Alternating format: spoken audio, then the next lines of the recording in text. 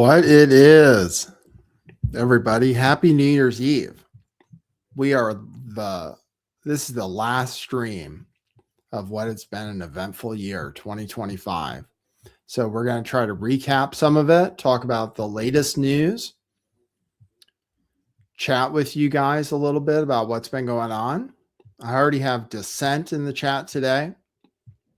We'll talk about that.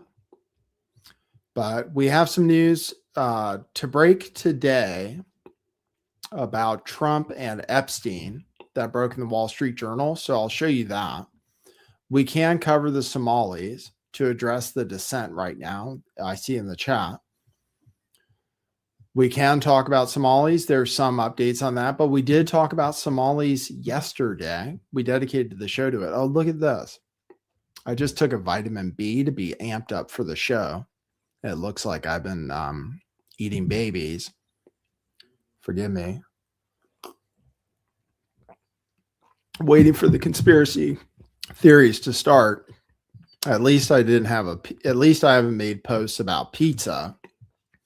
Then people would be calling me a pedo.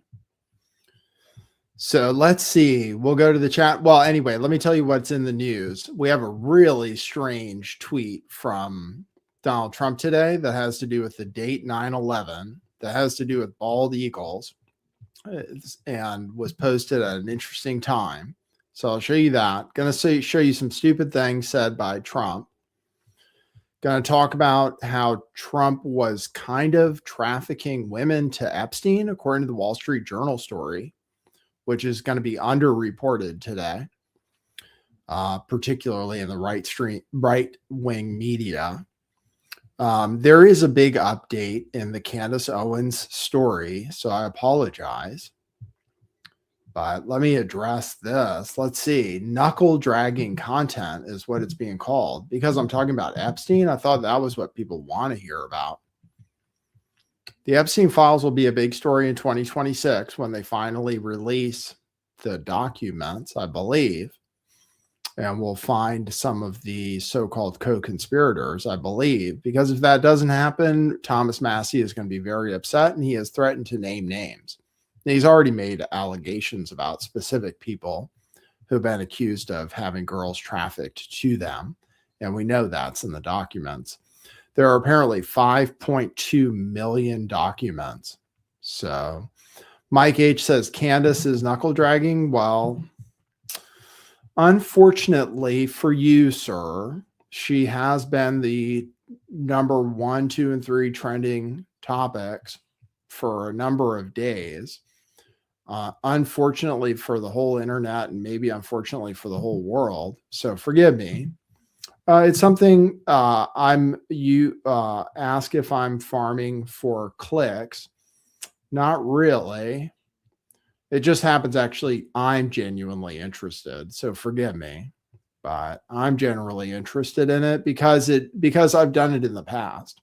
I've gone after conspiracy theories in the past that were crazy. So it's just something I happen to get interested in. I also spent a shitload of time talking about QAnon to my own detriment. So I have people in the chat trolling me because I don't have many views or followers compared to people who support Candace Owens, but it's not useful troll against me. I mentioned that I actually used to delete videos that got too many views because I became suspicious. That's how crazy I was.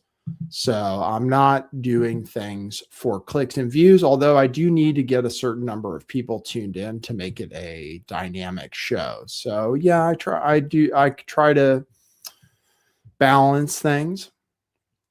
But today is a chat and chill. Yeah, we want to hear from people. I genuinely want to engage with people. I've been trying to invite people to the show who have been listening to Candace Owens so I can debate them, because you don't hear much debate. There are basically just echo chambers. There's people who hate Candace Owens and have for a long time. There are Jewish people that have hated Candace for the longest, probably, the Ben Shapiro crowd. Then there are conservatives that hate Candace Owens because they think she's been destroying the right-wing movement and she's fucking up the midterms.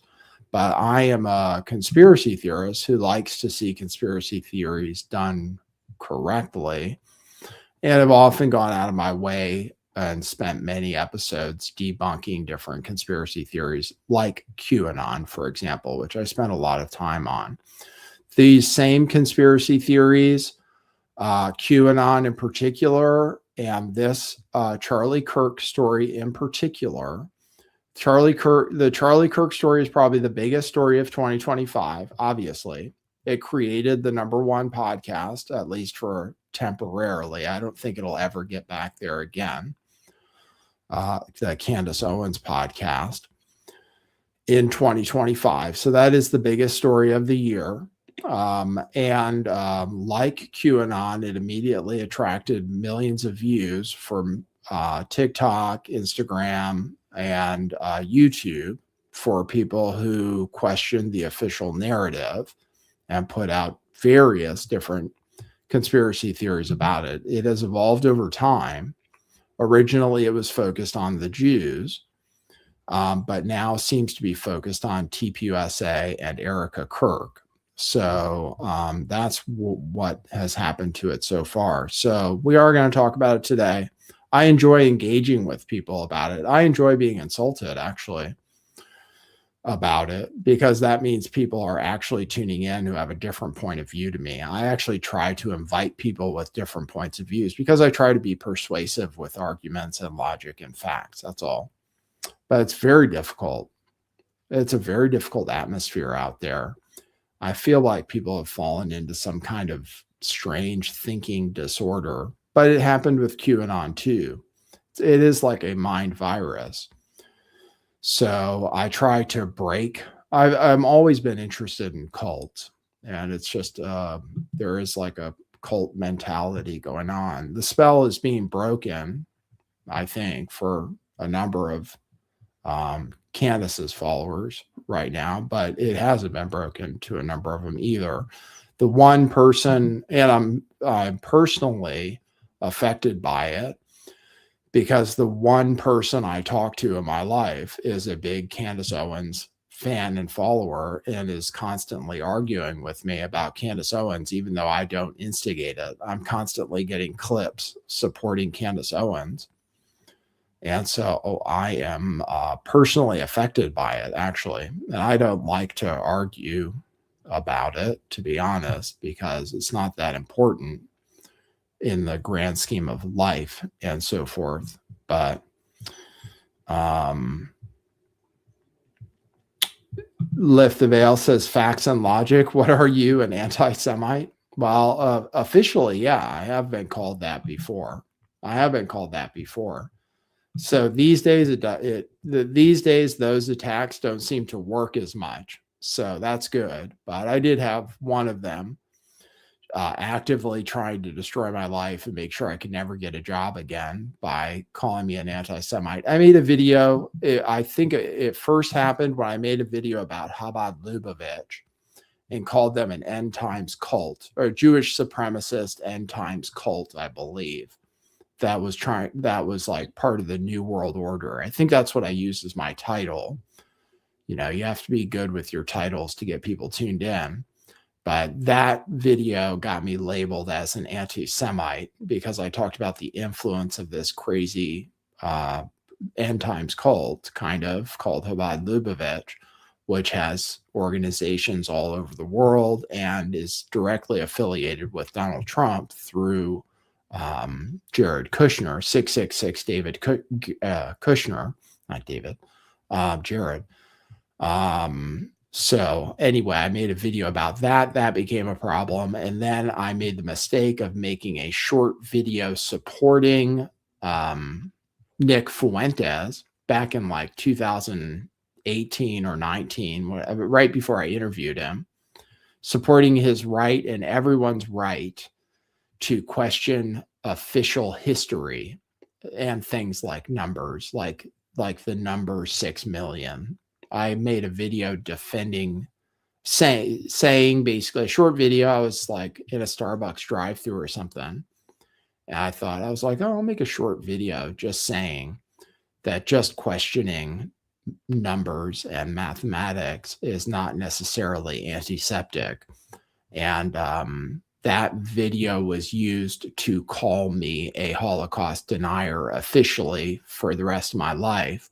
If anybody can find the tweet from the rich Jewish person who tweeted that out about me. So I've gotten the label. I am officially apparently a Holocaust denier and an anti-Semite. So I guess, but nowadays that's not such a big deal, but it used to carry a lot of weight. So we say antiseptic.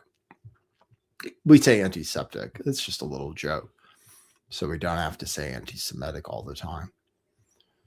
Happy New Year, Teeth Like Knives. That's an interesting name. So anyway, let's get into the news. We'll get into your chats. We'll try not to do knuckle dragging content. I'm surprised to see you call Epstein knuckle dragging content. I think the Epstein news will be big in 2026. So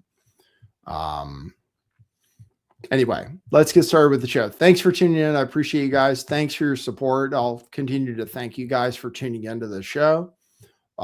We are going to try to grow in 2026 while being intellectually honest, which is one of the most difficult ways to grow your channel.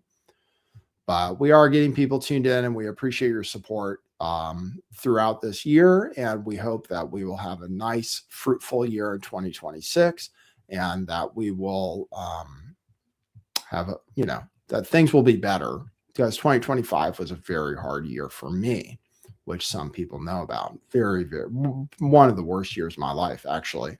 So I'm glad to have come out on the other end and to have this platform in this beautiful home, this beautiful synthetic home in California to broadcast from. So anyway, thanks guys for tuning in. We'll play our famous intro and then get to your comments and show you the news. Okay, cue musical intro. Boy, that's brilliant.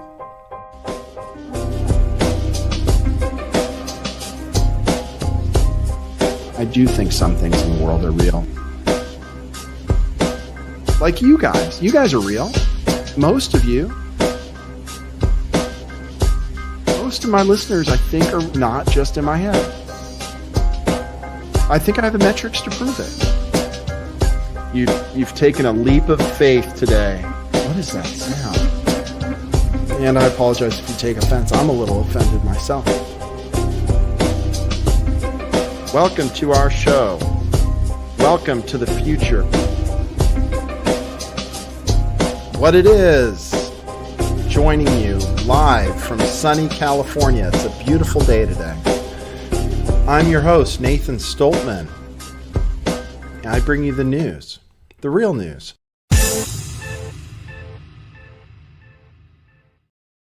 That's right. That's right. Mike is being our most vocal critic today. It is New Year's Eve, for crying out loud. Let the Candace Epstein shit storm go. Talk about nice things, but we don't talk about nice things. How do we get people to tune in? People want rage. People want to be outraged, sir. I'm sorry. Aren't you a big Candace Owens fan, though? So aren't you interested? Seems like you're interested. You're just not interested in what I have to say about it, I guess. Sorry, Mike H. One person says, I am shocked and disturbed by anyone that doesn't see how dishonest Candace is. Yes, it's become very disturbing to me as well. It has been, because I care about the way people think, and the thinking has gotten very strange. It makes you feel like, when you see the people, the comments and everything, it makes you feel like the world is messed up a little bit. So that's why I've been talking about it. Thank you, Carly, who says, what's the fun in that? Nice is lame sauce. That's right. Simon Bagel says, Nick Shirley and Andy Ngo, probably the best journalists out there right now. Well, Nick Shirley, I was listening to him on the PBD podcast, and he was talking. He just always wanted to be famous too. So we want to take that into account. Most people who do these things just want to be famous. He's very happy he finally made a video that made him famous. Some of it is being disputed. So we can talk about the Somali stuff. But yeah,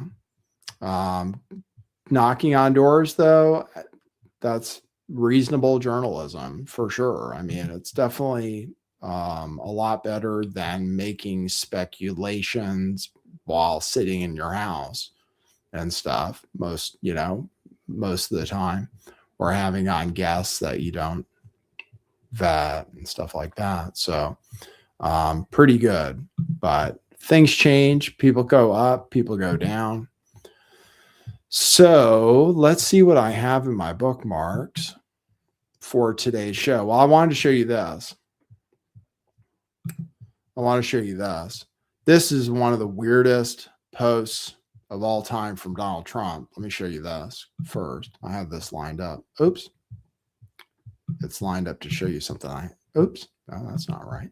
Present, share screen, X. All right. Here's from our fearless leader, Donald Trump. Okay. So let's just talk about themes kind of too. There are themes and there are factions.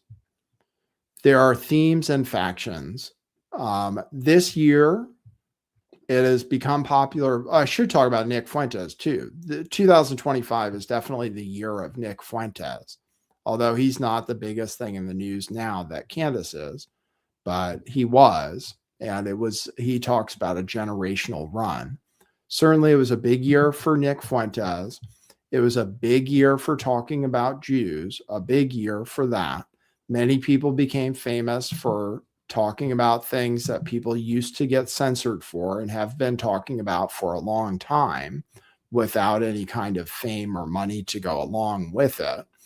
Talking about Jewish influence, talking about Zionism, and it becoming legal to do so.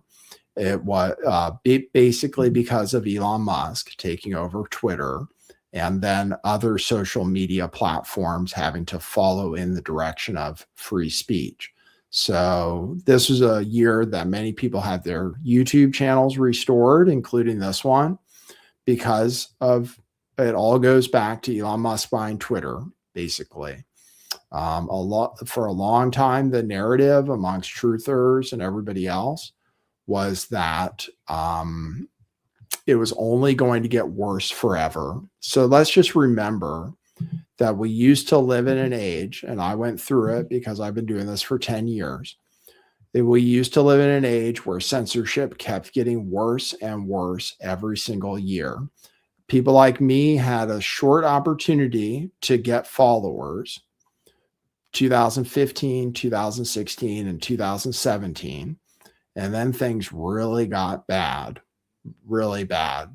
And then they started with Alex Jones because of what happened in Newtown, because it was Newtown coverage.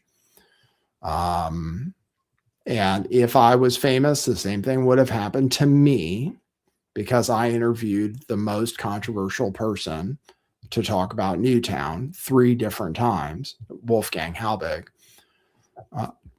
And then Alex Jones was successfully sued for his speech because they said it incited harassment, which is a very bad legal precedent to have happened, and certainly could be applied now to almost anybody, especially Candace Owens. But even Nick Shirley now is being accused of inciting harassment against Somalis. So almost anything you do now or say that is critical towards somebody, it seems to incite mobs of people to do things, which is kind of unfortunate, really. It's kind of unfortunate. But anyway, so we are now, we should all now celebrate that we kind of have free speech. But I would suggest some of the people talking about Jews and stuff, there may be grifters too. because a lot of them are brand new to it and just rode the wave of clicks. So some of them are what you call low IQ anti-Semites who will just blame them for everything. And that's how the Charlie Kirk assassination talk started, it was blaming Israel. Let's remember. And many people still do. Many people will say, for example, on Twitter, Israel killed Charlie Kirk. Somebody said, I saw that recently on Twitter. People just say it. Israel killed Charlie Kirk, even though that's not what Candace is saying. Israel killed Charlie Kirk. Israel is assassinating Americans on U.S. soil, just like it's a fact. So anyway, but we've seen the rise of other people like Ian Carroll, for example, riding that wave. But I'm not a short form guy, and I've already discussed all of that stuff before. So I would have to recycle it for the new crowd to get the same audience. But I certainly have many of the same feelings about those things. So anyway, let me show you this tweet. It's kind of crazy. This was a Truth Social post from Donald Trump today, our president, which is very strange for many reasons. He posted it yesterday at 4:44 p.m. And it says, windmills are killing all of our beautiful bald eagles, with a picture of a dead falcon. It doesn't look anything like a bald eagle. Windmills are killing all of our beautiful bald eagles. And bald eagles are not getting all killed. They were put on the endangered species list. And like, if you go to Alaska, you can see pictures where they're like New York City pigeons. They're everywhere. They're considered pests in some of these like Arctic areas, where they're just literally everywhere and shitting on everything. So they came back. The endangered species list works. The eagles came back. We have plenty of bald eagles. But yeah, lots of numbers on this for people who are into that stuff. It was the picture was taken on 9/11, you can see. And then there's a 13 very prominent on this windmill tower. And the picture is from Israel. It's been community noted. The picture is actually from Israel from 2017. It's a dead falcon. Nothing looks absolutely nothing like a bald eagle. I didn't need the community notes to tell me that. Anyway, so it's not from America. It's not a bald eagle. The picture was taken on 9/11. It's got a 13 on it. It was posted at 4:44 p.m., which is kind of weird. So it's kind of crazy. Anyway, he hates windmills, though. We know that. He hates windmills. So it's got a community note on it. This photo shows a dead falcon, likely a kestrel, not a bald eagle, taken at a wind farm in Israel on 9/11/2017. Hebrew text is visible in the picture. Okay. So that's Donald Trump being an idiot. Anyway, as far as themes go, we're going to talk, we can talk a little about themes about 2025. Some of it has to do with Nick Fuentes, who is the original, who was a pioneer in many of these themes. The theme of not liking Israel. He was definitely a pioneer of getting banned and then having an epic comeback. He definitely led the way. And then criticizing Donald Trump is very trendy amongst certain circles, especially the people who follow Candace Owens, and to some extent, maybe the people that follow Tucker Carlson. But criticizing Donald Trump has become something trendy, which is interesting for me. Both the Israel criticism and the Trump criticism, because those are things I've done for a long time, which were not trendy for a very long time. I've been critical of Donald Trump for a very long time when it was extremely untrendy. when the trendy thing to do was to just support Donald Trump no matter what he does. Now there's a counter trend to that, especially after what he's done this year, and especially with how shitty the economy is. So anyway, that's a really strange tweet from Donald Trump. Don't know what it means. Here's Donald Trump just saying something. Here's just Donald Trump being stupid. So I'll play that. Also, despite the fact that we have a fool at the Federal Reserve. I mean, Biden reappointed him. It's too bad. You would have thought he wouldn't have done that. But he's an absolute fool who's building a new Federal Reserve, or he's doing a renovation of a building. Maybe he's up to $4.1 billion to do a renovation of a few very small buildings. Also, despite the fact that we have a fool at the Federal Reserve. I mean, Biden reappointed him. It's too bad. Oh, okay. He goes, Biden reappointed him. It's too bad. That's the part I wanted to say. Biden reappointed Jerome Powell. Trump appointed Jerome Powell. So kind of interesting for him to say that. Trump actually appointed him, not Biden. So he's trying to blame, like that just goes along with the theme of blaming Biden for everything. They're going to try to lower interest rates to zero. I don't think that's going to happen. I don't think that's going to happen. And even if the Fed funds rate go down, I don't think interest rates are going down. I don't think mortgage rates are going down anytime soon, or inflation, unless we get a depression, which we really might, a deflationary depression. That's one of my predictions. Maybe in 2026, maybe it'll start. Deflationary depression. That's one of my predictions. So anyway, that was Donald Trump being funny. Here's one of his advisors being funny about the economy. This is Howard Nutlick. We call him Howard Nutlick because he licks Trump's balls. This is him saying something that's totally not true. The 4.3 GDP growth, beating it by a full point of 3.3. How does that affect our bottom line, our pocketbook issues? So just think, the whole world out there in the third quarter, the United Kingdom grew 0.1, the European Union grew 0.4, and Japan fell 0.6%, fell 0.6%. Donald Trump's economy grew, the United States of America, the biggest economy in the world, 4.3%. What that means is that Americans overall, all of us, are going to earn 4.3% more money. We're making a raise. It's a simple way to do it. We've got more jobs, lower energy costs, and lower interest rates coming. This is the golden age coming. 4.3% this quarter means Americans on average are making more money in their pocketbooks. That makes for a great Christmas. Okay. When the GDP goes up 4.3%, it doesn't mean that we all make 4.3% more money.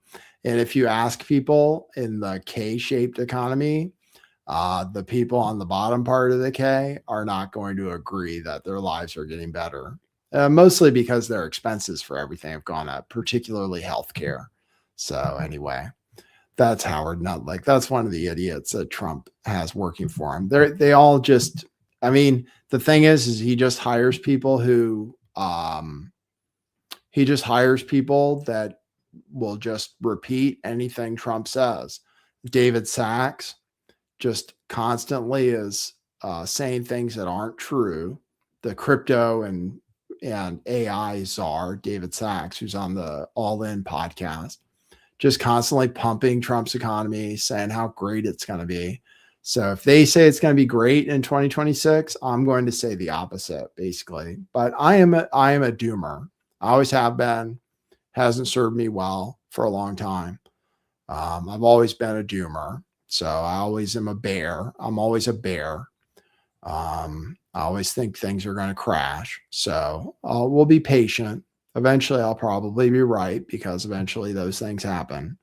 But anyway, I don't know if we're going into anything. I don't know if people certainly don't agree.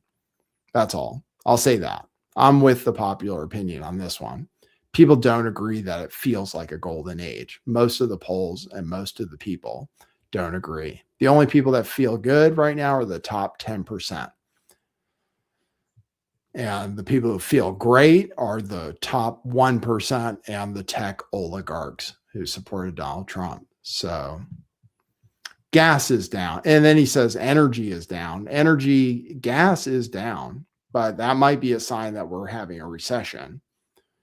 And otherwise, energy overall is actually up. Energy costs, electricity for most people is up. And a lot of that has to do with AI, which is a lot of the reason we have this GDP growth, is because people are spending way too much money building AI, basically.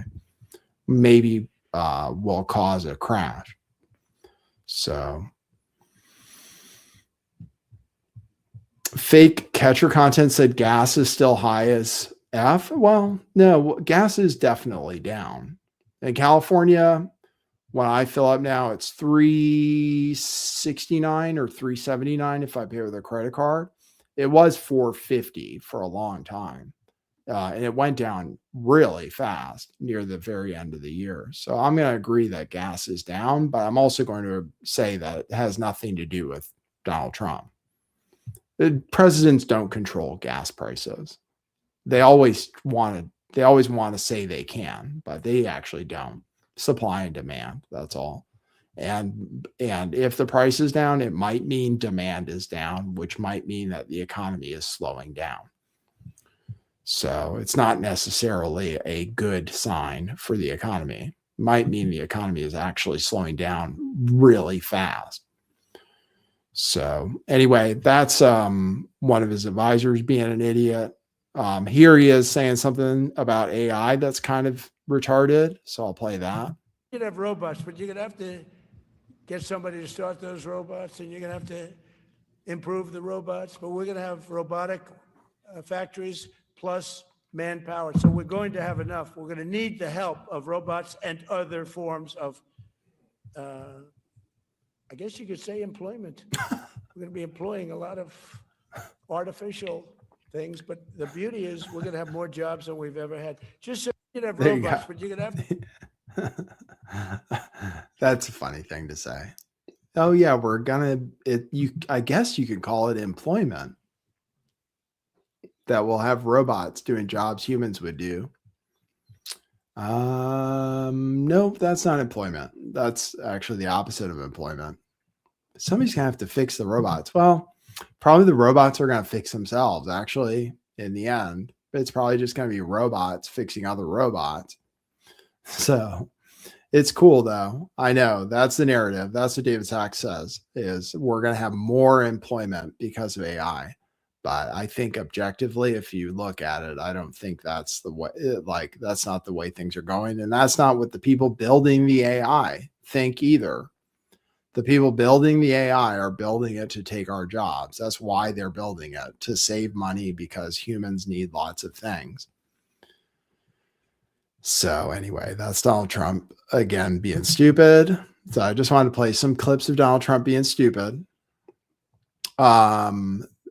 Here's something people aren't going to like about Donald Trump is somehow he's going to get Netanyahu pardoned. Wiped it out. If we didn't wipe out with our beautiful B-2 bombers, if we didn't, and we sent a lot of Tomahawks in there also, by the way, from a submarine.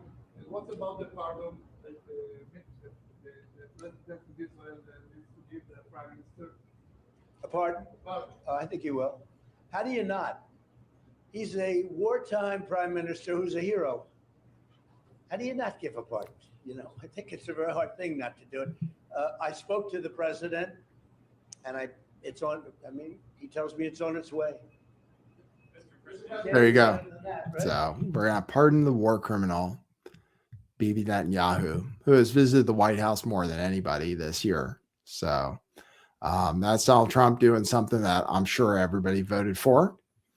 I'll take a moment to answer the question. Mike H says, what does AI future hold for 2026 and 2027? Well, my prediction is, since we're talking about predictions, is that it will just keep taking jobs. It will keep taking jobs.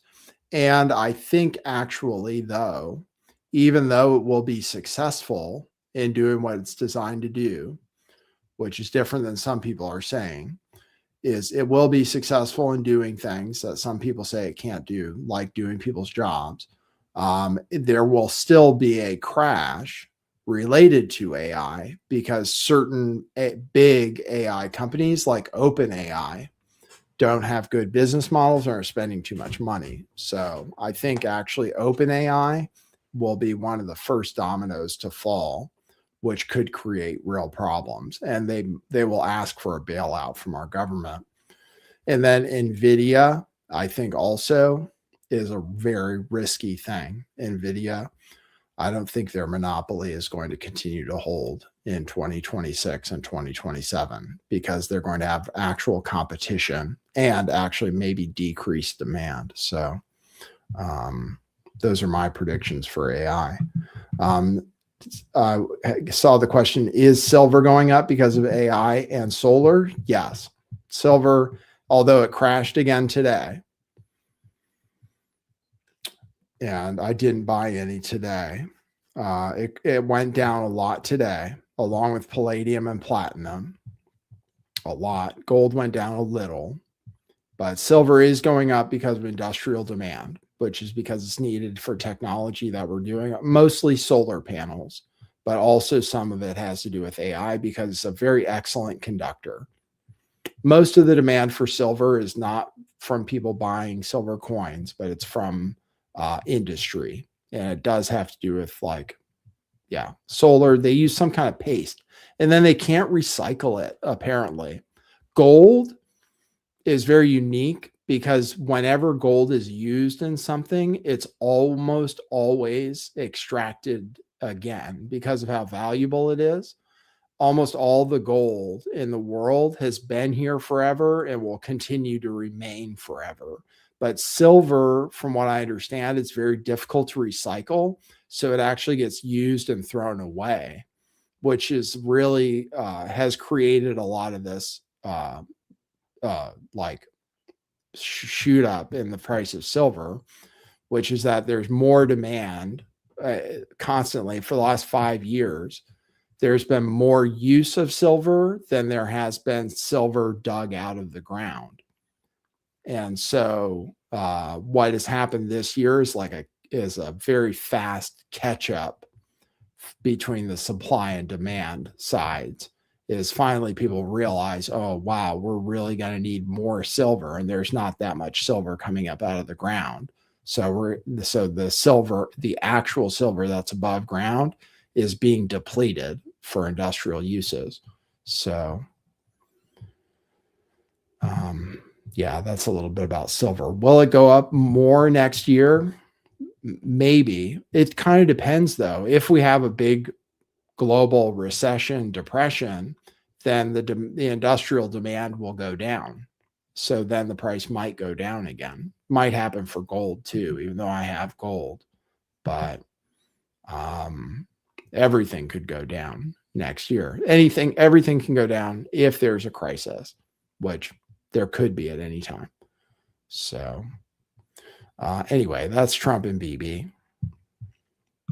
Thanks for your comments. So let's see what else. Trump just for crypto. Oh, let's promote ourselves. Let's do a little grift.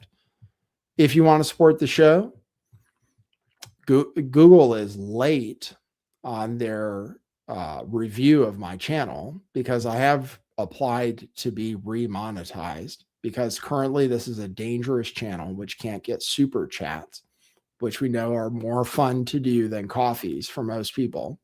But if you go to buymeacoffee.com/lifttheveil, you can use many forms of payment to leave coffees and leave a comment. And I'll check them and read them and respond to them every show.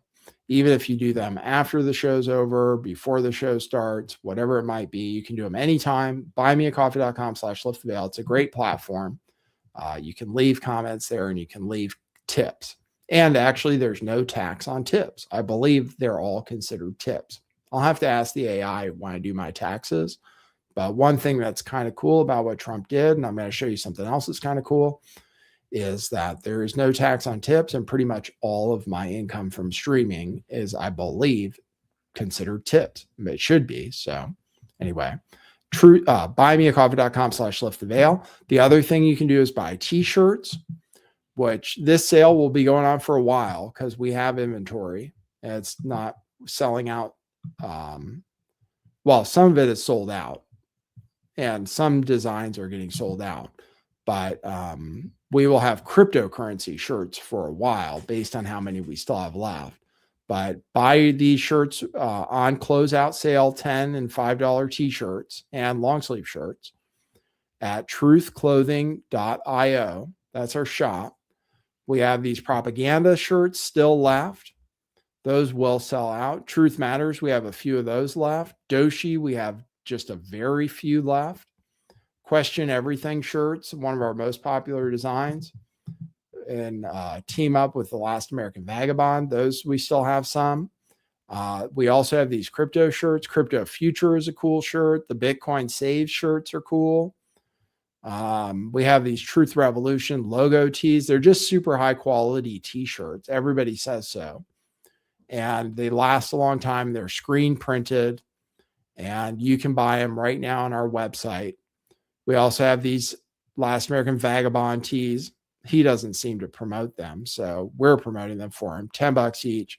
Question Everything in female styles. Those are really nice Bella and canvas shirts, which fit nice and will last. So buy those. Everything's $10, pretty much 10 and $5, except for the Bitcoin Saves sweatshirt, which is a really, really, really comfortable velvety sweatshirt, and it says Bitcoin Saves. And I still.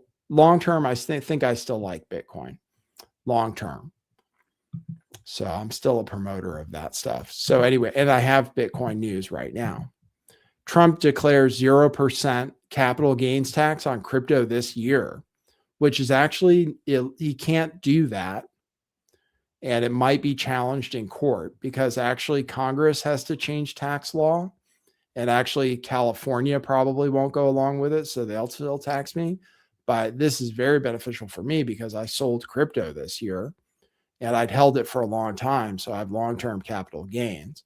So I would really like this if this is true. This executive order is the fuck around and find out order, also known as the FAFO. This order is for everyone who fucked around and will now find out. Hold it. This is a good one. Is everybody listening? This executive order is the fuck around and find out order. Oh, see, I didn't know that's what it said. Maybe that's a fake tweet. President Trump signs executive order 0% capital gains tax on crypto this year. But that's not what the video said. Shoot, I didn't check the video in advance. See, it shows you. I pulled the Candace Owens. I didn't do any research. I didn't check. I didn't vet my sources. Well. So I don't know if that's true.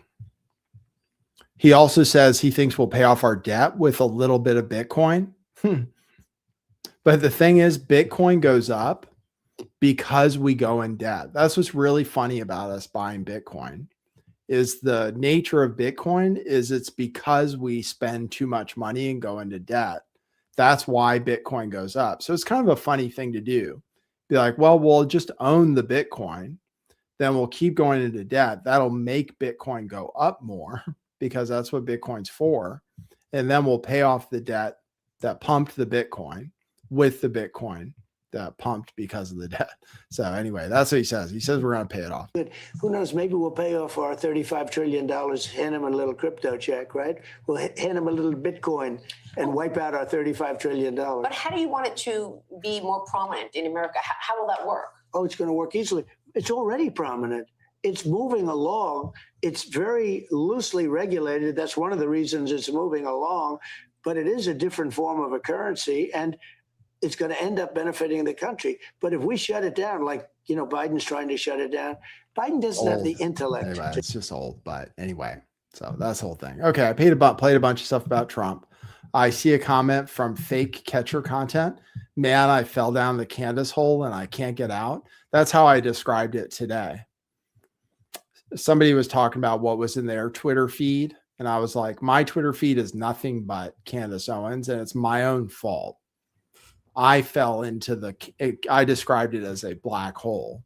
Like I am stuck in the algorithm that's a Candace Owens black hole, and it's sucking in literally the whole entire world. So we will talk about Candace Owens today. So stay tuned. Stay tuned. We'll talk about it today. There's like brand new news about it. So it's not for nothing. Yeah, I definitely am stuck in it. I described it yesterday on the show. I mean, I do have a type of Candace derangement syndrome, but I feel like it's kind of for a good reason. But yeah, I'm stuck in that. I'm stuck in that too. Neo says, I hate that thing Trump does with his lips whilst talking. People hate the thing I do with my lips when talking. They're just like that. People can't stand the lip smacking. I get the comment every other video or so. Oh, could you please stop smacking your lips? But what Trump does with his lips, I didn't even notice. So, all right. So anyway, that's Trump. I have some more stuff. Netanyahu's trying to drag us into war with Israel. This is another win for Trump, which is that he's going to he says that we will support Israel bombing Iran if they're doing nuclear or if they're doing even ballistic missiles. This is what Israel does. They don't want anybody else to be able to defend themselves. They're just the biggest bully of all time in the Middle East. They have nuclear bombs. Nobody else can have nuclear bombs. They have advanced technology with missiles and airplanes. Nobody else is allowed to have that. Hamas has to be disarmed.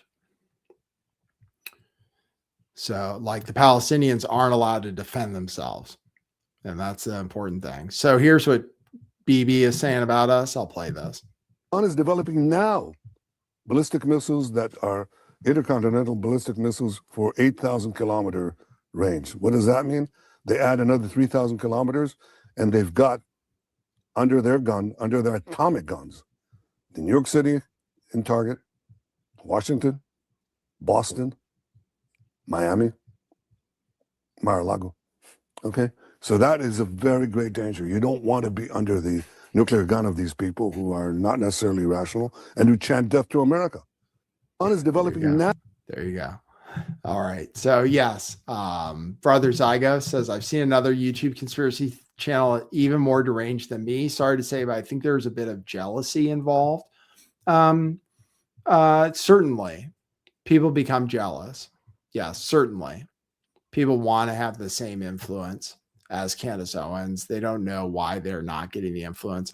I believe I'm beyond that. I believe I've proven that I don't do things just for clicks. And so I can't really be jealous when someone has a bigger channel than me because I just don't chase. I don't have that gene really where I never wanted to be famous. Most people who do this kind of thing, that's what they wanted to be famous. So they chase things that make them famous. But yeah, there's probably some jealousy involved. I don't disagree with that. I don't believe I wouldn't want to be in Candace's position.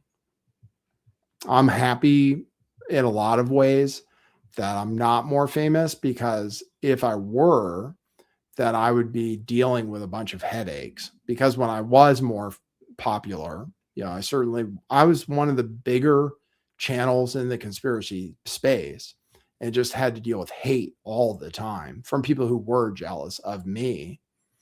But then I was maybe talking shit about things that I didn't know anything about, and I deserved it in some cases. But in this case, I think Candace deserves it. But I see someone else who says Jimmy Dore had a good bit on how influencers are being paid to dispute everything Candace Owens is saying. Really? You think so? I don't think so. But I don't think anybody's getting paid to attack Candace Owens. I think people are doing it because they don't like her. I'd have to see evidence that people are getting paid. Jimmy Dore, I'm not I was a big fan of Jimmy Dore. Some people say they even found out about Jimmy Dore by listening to me. I've been a big fan of his for a long time, but I think he's way off on this Candace Owens stuff. I think he's lost it, and it made me lose a lot of respect for him. I don't think there's big money in criticizing Candace Owens. I think if anything, it's not good for your channel. I think I've proven it. I lose subscribers. So I think for the most part, it's not helpful. Tim Pool said he was losing subscribers. Ben Shapiro is losing subscribers. So I wouldn't say there's anything in it right now. But if Jimmy proved it, okay, maybe. But I don't know. I don't like the direction Jimmy's gone these days personally. But there is some incentive now, maybe.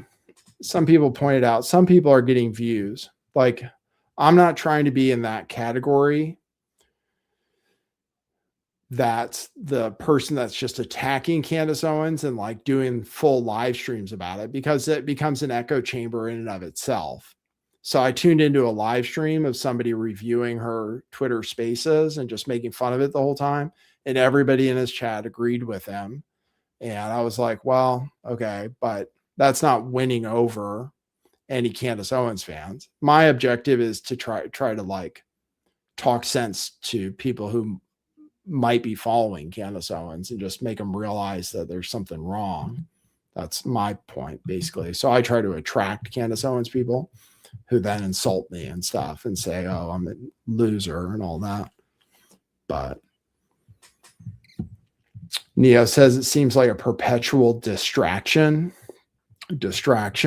Yeah, that's another thing that conspiracy theorists are always saying, that something is a distraction from something else. It certainly is a distraction, since it hasn't led anywhere. So she certainly could have been talking about something else that actually mattered this whole time, since she hasn't gotten anywhere in 4 months, except for having a big show. It could be a distraction from looking into TPUSA's finances, in the sense that matters, if it matters to look into TPUSA's finances. But other people are getting money from Israel directly. Yeah, some people might have Jewish donors. That's true. Some people might have Jewish donors who want them to criticize Candace Owens. That's true. I don't, because that's the thing. Like, she's in my lane, basically. Candace Owens is in my lane. Somebody said Candace is the new me, is me now. I was like, yeah, I guess. So anyway, that's the news that's some stuff about Trump. Do you want to hear about Epstein a little bit? I see people, as usual, I see many people without me saying anything commenting about the Candace Owens stuff. I'm going to get to that. Trying to cover real news. Let me just talk about the Epstein stuff real quick. Epstein, this was revealed by the Wall Street Journal. Let's see. I need to do this. Stop screen. Share screen. Window. Here. Wall Street Journal. So this is a Wall Street Journal article about Epstein and Trump, which reveals something about Trump, which I certainly didn't know about before, which is that he was sending his employees, or I should say Mar-a-Lago, was sending their spa employees to do house calls on Jeffrey Epstein. So why do I only have 2 thumbs up on YouTube? I think that's probably outdated, but yeah, definitely give us a like. Help us out with the algorithm. Remember to like the video. Remember to subscribe. Remember to comment. That helps the algorithm, all that stuff. Remember to like the video every time. First thing. So this article says that The club, Jeffrey Epstein wasn't just a frequent visitor to Donald Trump's Mar-a-Lago club in the late 90s and early 2000s. The club was also sending spa employees, usually young women, to Epstein's nearby mansion for massages, manicures, and other spa services, according to former Mar-a-Lago and Epstein employees. The house calls went on for years, even as spa employees warned each other about Epstein, who is known among staff for being sexually suggestive and exposing himself during the appointments, according to the former Mar-a-Lago employees. The spa occasionally provided house calls for members. Epstein wasn't a dues-paying member of the club, but Trump told staff to treat him like one, the employees said. These visits came to a halt in 2013 after an 18-year-old beautician returned to the club from a house call to Epstein and reported to managers that he had pressured her for sex, former employees said. So, and that's when he got kicked out of the spa. So this article is titled "Why Epstein Got Kicked Out of the Spa." After this, so anyway, Trump agreed. He saw somebody sent him a fax or something about his 18-year-old employee who said Epstein pressured her for sex. But then he was still friends with Epstein all the way up until 2007. He was just kicked out of the spa, but then he got kicked out of the spa. But then he continued to visit Mar-a-Lago events until 2007. So one thing I've always said about Trump is I don't think he's a pedo. I'm not that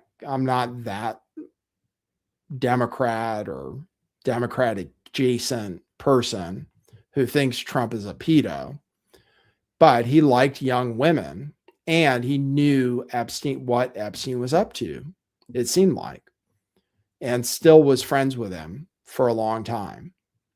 So that's the thing I think about Trump. And he's trying to protect his degenerate friends.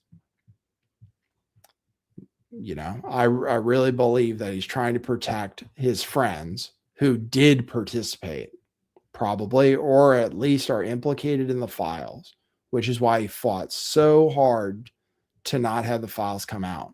And there's a story from Marjorie Taylor Greene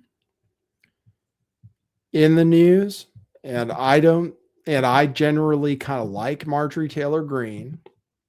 I don't think of her as a traitor to the cause or like some people do who do support Trump. Still, this is a story that came out in the news. Says after the hearing, Greene held a news conference at which she threatened to identify some of the men who had abused the women. Greene said that she didn't know the names herself, but that she could have gotten them from the victims. Trump called Greene to voice his displeasure. Greene was in her Capitol Hill office, and according to a staff member, everyone in the suite of rooms could hear him yelling at her as she listened to him on speakerphone. Greene says she expressed her perplexity over his intransigence. According to Greene, Trump replied, quote, "My friends will get hurt," unquote. When she urged Trump to invite some of Epstein's female victims to the Oval Office, she says, he angrily informed her that they had done nothing to merit the honor. It would be the last conversation Greene and Trump would ever have. So that's an interesting story.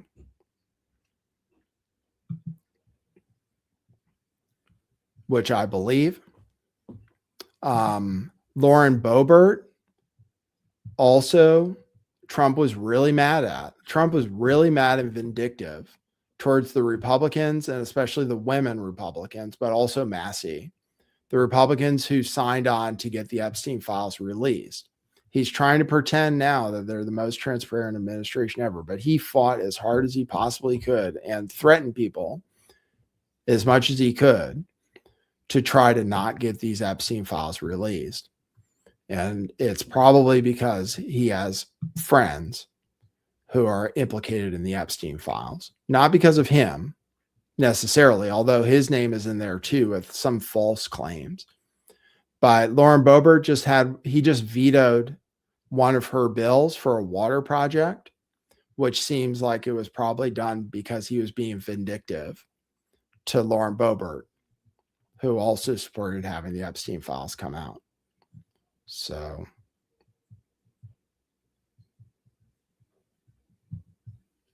that's in the news.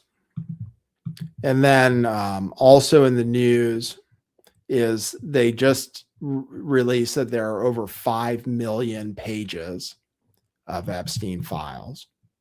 5 million pages that they're hiring attorneys to go through around the clock. And we've only gotten tens of thousands so far. So 2026 will be a big year for Epstein documents, I guess, and news. So people are saying he's a pedo protector. Okay. Now the news everybody has been waiting for, and we just finished an hour. So we did an hour of news that wasn't about Candace Owens. Now we will get into the latest Candace Owens news, which is that the story of Fort Huachuca has objectively fallen apart completely. If you're being objective, the story about Fort Huachuca, which Candace Owens did a Twitter Spaces that was huge, where she said why Fort Huachuca is so important. It has effectively been 100% debunked. So I'll just show you that, and then you can argue with me.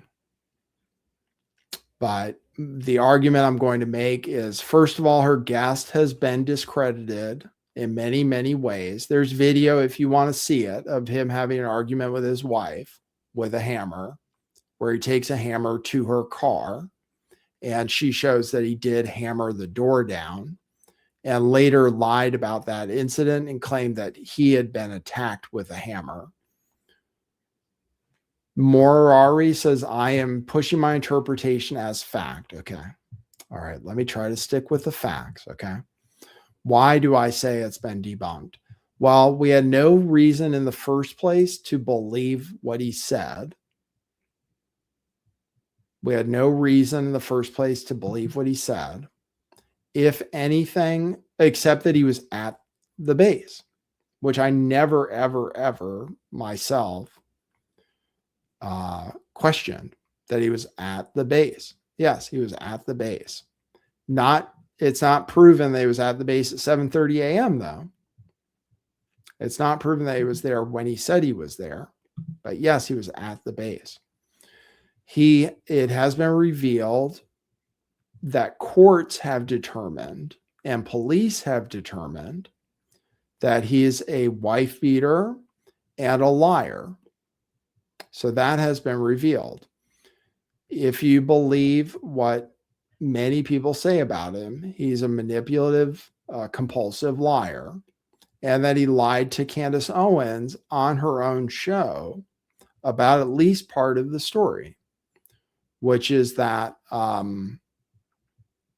he was on the run from drug cartels. And that's why, and he was in some kind of not quite witness protection, or that's the reason he had to change his name. That part of the story has been debunked.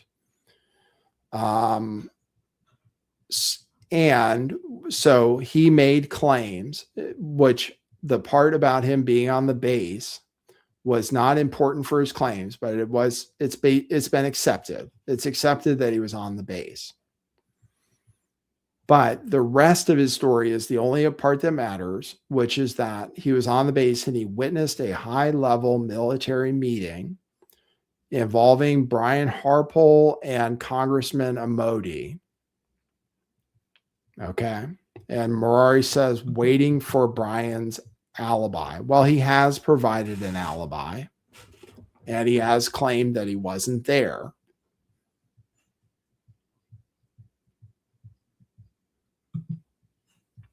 He has provided an alibi, which you don't accept yet, or which Candace Owens doesn't accept, which is that he was in Dallas and he was getting on an airplane. That alibi hasn't been accepted because he could have theoretically been in Fort Huachuca at 7:30 a.m. However, he couldn't have been there much later than 7:30 a.m. and still gotten back to Dallas for his flight. And there's a problem because the witness, who again, there's no reason to believe what he's saying is true, and there's no proof of who he saw except his memory of seeing people he had never seen before, which he was later shown photos of and identified based on that, based on his memory. He didn't see Erica Kirk and know who Erica Kirk was. He didn't see Cabot Phillips and know who Cabot Phillips was. He didn't see Brian Harpole knowing who Brian Harpole was and recognizing him, which would be a totally different thing. He didn't see Congressman Amodi knowing who he was and recognizing him. He saw some people who he didn't identify and was later shown pictures of them or saw them on TV, and then checked his memory and said, oh, I saw those people there. So, okay, that's the thing. Okay, we're just trying to be logical. He said 99%, which is pretty close to 100%. But, okay. So Congressman Amodi said he wasn't there, said he was in Congress, provided video evidence. He's on camera. And even Candace admits it. She admitted it in her Twitter spaces. So we're going to use some of Candace's standards and some of other standards. So Congressman Amodi was one of the people identified who was on camera in Washington, D.C. and couldn't have possibly been there. So that's one debunked. Now Cabot Phillips was said to have been there the night before. Cabot Phillips now, yesterday, this is the new news, so while we're talking about it, provided evidence and said he wasn't there. Okay, so I'll show you that. And Candace has kind of admitted it, but is being really weird about admitting it. But Candace has effectively admitted that his evidence is good. Some of her simps are still denying the evidence, but this is the evidence that's presented for Cabot Phillips. So I see the one person in the chat, Mirari. I can tell you're the person I'm going to engage with. So let's wait for the evidence. Well, why? I'm going to just ask you why, if he's already been proven to be unreliable. Brian Harpole has provided an alibi and said he wasn't there. So what else is going to convince you, and why do you deserve any evidence if the guy's already been proven to be unreliable? Because this is the evidence posted by Cabot Phillips. And the implication Candace was making, even though she wouldn't say it, is that Cabot Phillips, because he's an ex-boyfriend of Erica Kirk, the implication was basically that Erica Kirk is having an affair with Cabot Phillips. That's the implication. She definitely didn't say it outright. That's one thing she hasn't said outright. But the implication was that because he's an ex of Erica Kirk, they were having an affair together. They were at the hotel together the night before the planning meeting for the assassination went on. So anyway, he released this, which is security camera footage dated for September 9th in the morning. And he's going to be the one without the blurred face. That's him there walking into work the next morning. Then this is a dated and locationed photo of him in the evening of September 8th when he was supposed to be on the base. It says it was taken at 5:57 p.m. September 8th in Nashville. from his phone there. Picture of him, I believe, at a gender reveal party from what he says. This is another picture provided with metadata showing him buying balloons for this gender reveal party, buying some other things at a Publix market in Nashville with the metadata saying it was taken at 5:22 p.m. Nashville time, September 8th, 2025, and it shows the location on a map. Okay, that's the photo with metadata. Candace did not accept that information and immediately demanded that he send her the original photo, which she has no right to demand, but she did. She demanded he send the original photo so she could make sure that that the metadata was not edited. He actually did send her the picture. Okay. Forget the fact that she's making unreasonable demands.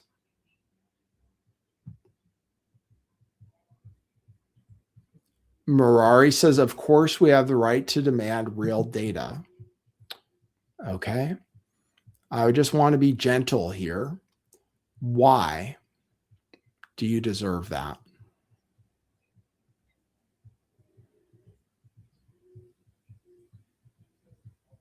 And I'll wait.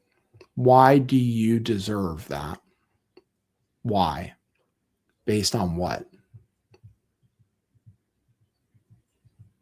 He sent it to Candace. He complied with her request. But we live in America and people have a right to privacy.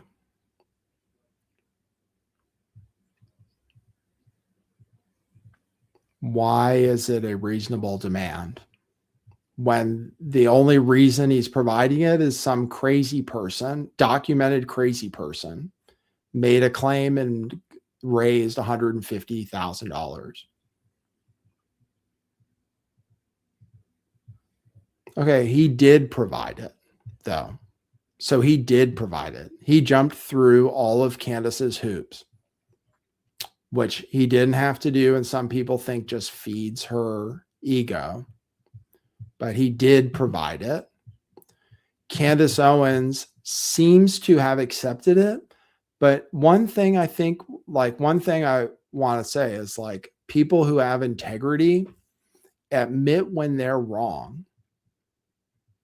Candace does not have integrity. And I'm trying to be gentle because I like people who are stuck in this cycle to break out of it. People who have integrity admit when they're wrong, even if they were mistaken. But Candace she put out this tweet after he did send her a picture. She demanded that he send her more evidence. Even though that evidence, he denied being there. Okay, he denied being there. He also provided this evidence of a receipt, a digital receipt, which has the same timestamp except in Eastern time, 6:23 p.m. Eastern, September 8th. And he's doxing his location, which is actually risky for him. This is why people aren't required to just share information with the public. This is more than I would have probably done, because now people can come and follow him around. Candace's crazy supporters who call him a pedo and stuff now. But he went ahead and provided more evidence.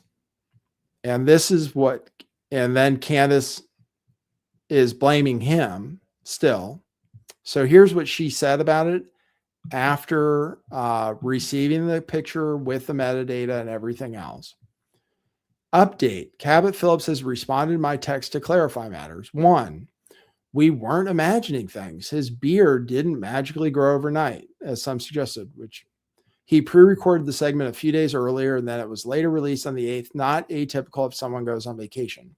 That is irrelevant to anything. Nobody cares. She made the claim on her Twitter Spaces that he wasn't on his show, trying to implicate that he was there. She made the claim on his Twitter Spaces that he wasn't on his show an entire week. He was on his show the entire week.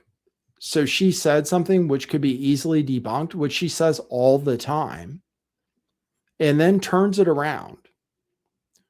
She said he wasn't on the show to implicate him, but anyone could have checked the videos and he was on the show. So then she spun up a brand new conspiracy theory based on his facial hair, which is that one of the episodes was pre-recorded. So she's trying to take a win when actually it was her loss in the first place. She didn't admit that she lied, if you want to use Candace logic. She does. Merari says, I'll see you in 6 months. I'm very curious to see where this goes. It's not going to go anywhere, but you can come back in 6 months. It's not going to go anywhere. She's probably going to drop it immediately and move on to something different. That's what it looks like based on her post. She'll probably drop it immediately, just like every other thing that she dropped, like the Egyptian planes, like the French assassins, like Pierre Dupont, like Jonathan Schmidt, just like all the claims she's made that it went nowhere. She's just going to move on to the next thing, most likely.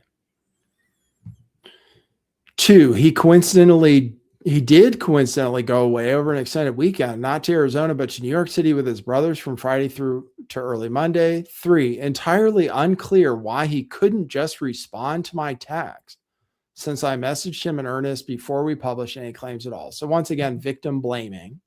She's blaming him for the fact that she released unfounded conspiracy theories about him that made everybody attack him and dig into his past. And they're still attacking him. Nobody would care about Cabot Phillips at all, except that Candace Owens implicated him in a murder plot.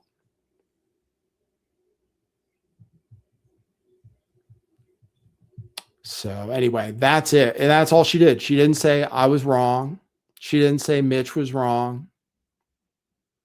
She didn't say I was wrong. Sorry. Sorry for implicating you in the murder of Charlie Kirk. She didn't say any of that. She's still blaming him for not responding to her. Which, she has like a very high sense of importance. Like everybody needs to respond to her immediately, or she's going to accuse them of being weird and having killed Charlie Kirk. I don't think it's a tattoo on his lip, to be honest.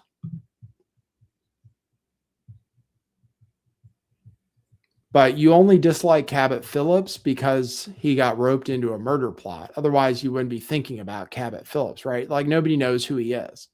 I'm pretty sure. He had pizza written inside his lip and he has some kind of weird obsession with pizza. But why do we care? I'm just curious. And what is proven by that? I'm just curious. It is weird, and we know that pizza is weird.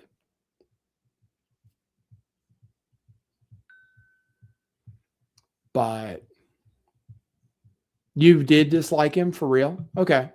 I don't know who he is. I know who he is. Why do I care that you care? I guess I don't. But I guess I don't. But it seems like a lot of people want to destroy TPUSA and want to destroy Erica Kirk. And I'm just curious why, if not for Candace Owens.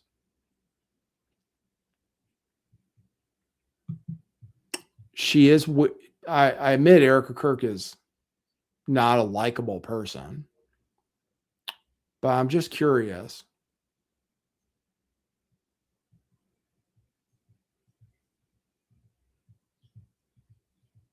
Romanian orphanages. Yeah, we have that about Erica. So anyway, that's what Candace said. She's apparently moving on. She says 2025 is the greatest year ever. And I'll play you this because I haven't watched it yet. I'm just curious about it. She just posted this out for New Year's. 2025 was one hell of a year. Interesting way to describe it when your best friend supposedly your best friend got killed.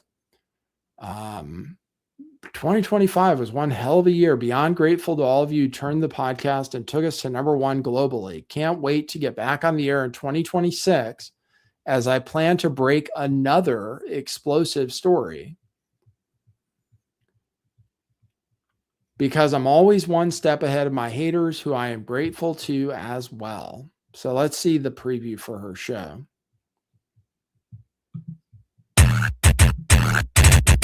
We don't know, but I know. What that mean? Whoever your advisors are, fire them. It's a woman. This is one of those fun episodes where no matter who you are, there's something for you to be offended about. I am actually an expert on all matters that are fake. And I don't like girls. I need a hug. American planes are in disguise in Iran. They don't know what the fuck they're doing. It's not talking to you. Are you still talking about Jeffrey Epstein? Israel and child sex predators. It's kind of a thing. There is no Candace without Charlie. So go and grab the reporters so I can smash their recorders. Sit there confused with some bullshit like the New World Order. Meanwhile, Rest now, brother. We have the watch. And I'll see you in Valhalla. The podcaster Candace Owens. Stop. No. There you go.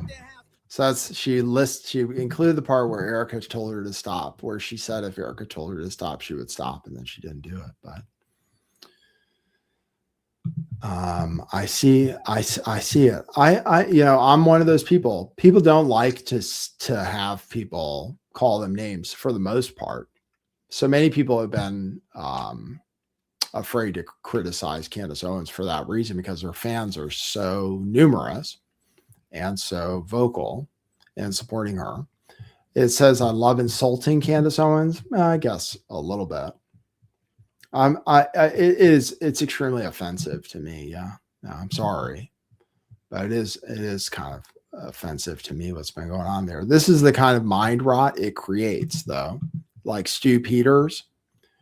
I'm curious what's going to happen to all the people who just simply repeat everything she says. But here's Stu Peters commenting on it.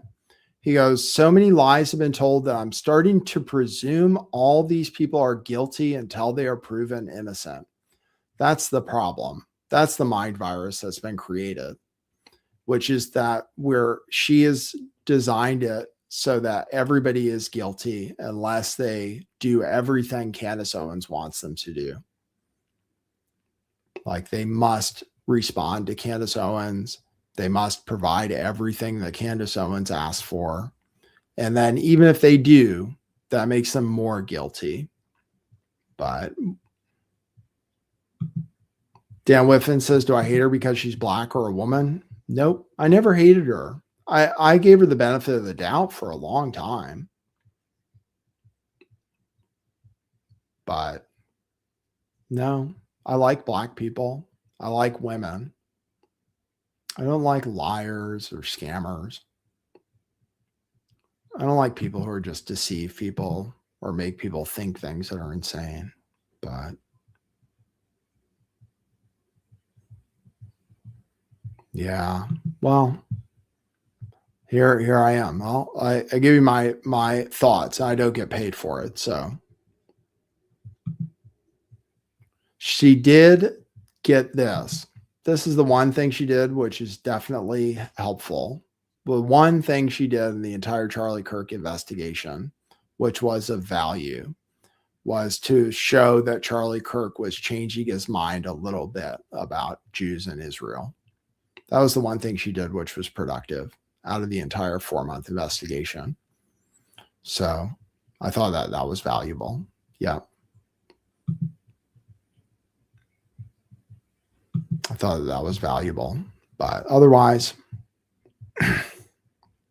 just hasn't gone anywhere. That's all. So we'll see what happens next.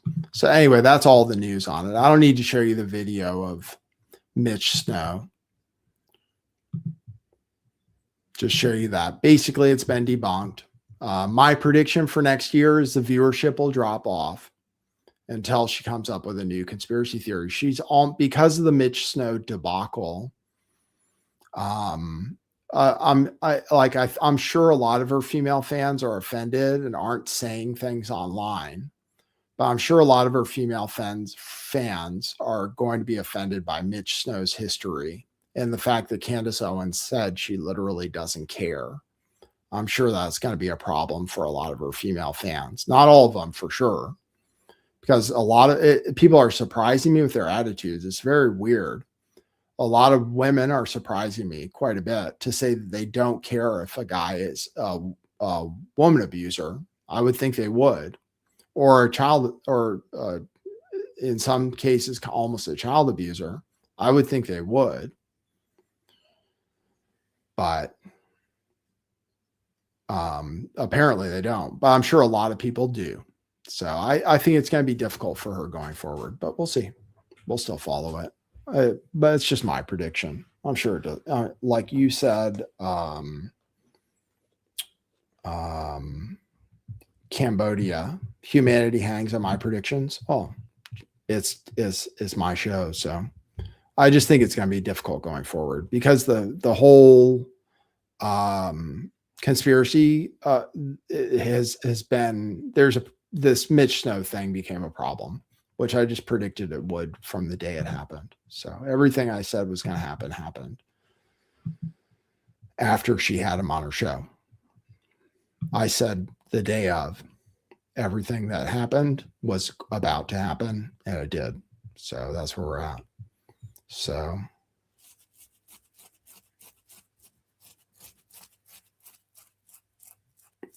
thank you. Yeah. So anyway, we'll see where it goes from here. Otherwise, we're talking about the economy going into 2026. So that's all I have to say about it. It's been debunked. The entire thing, the entire Mitch Snow thing has been debunked. People disagree that it has been still, but it'll only take so long. There are different people who follow, there are people that are famous. There are a lot of people that are famous just for saying everything Candace Owens says. So I'm just curious what's going to happen to them from here. Some of them disagree now. She's lost a lot of her big followers. So question everything. Will the US dollar go down, do you think? Okay. It always goes down because we print it out of thin air. Will it go down versus other currencies, though? I've always been skeptical about that.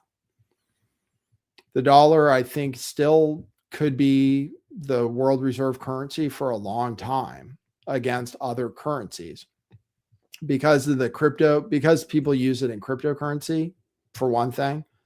I think that's going to help hold on to its dominance as the world reserve currency. Will it go down in value? Yes.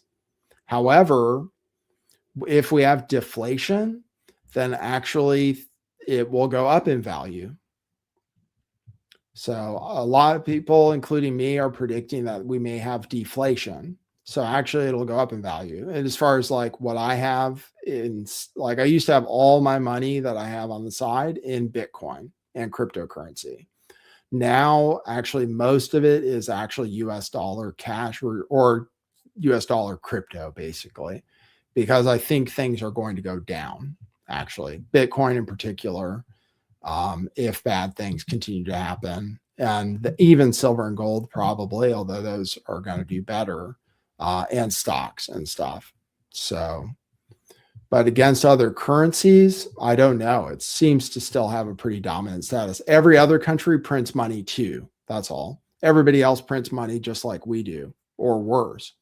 So.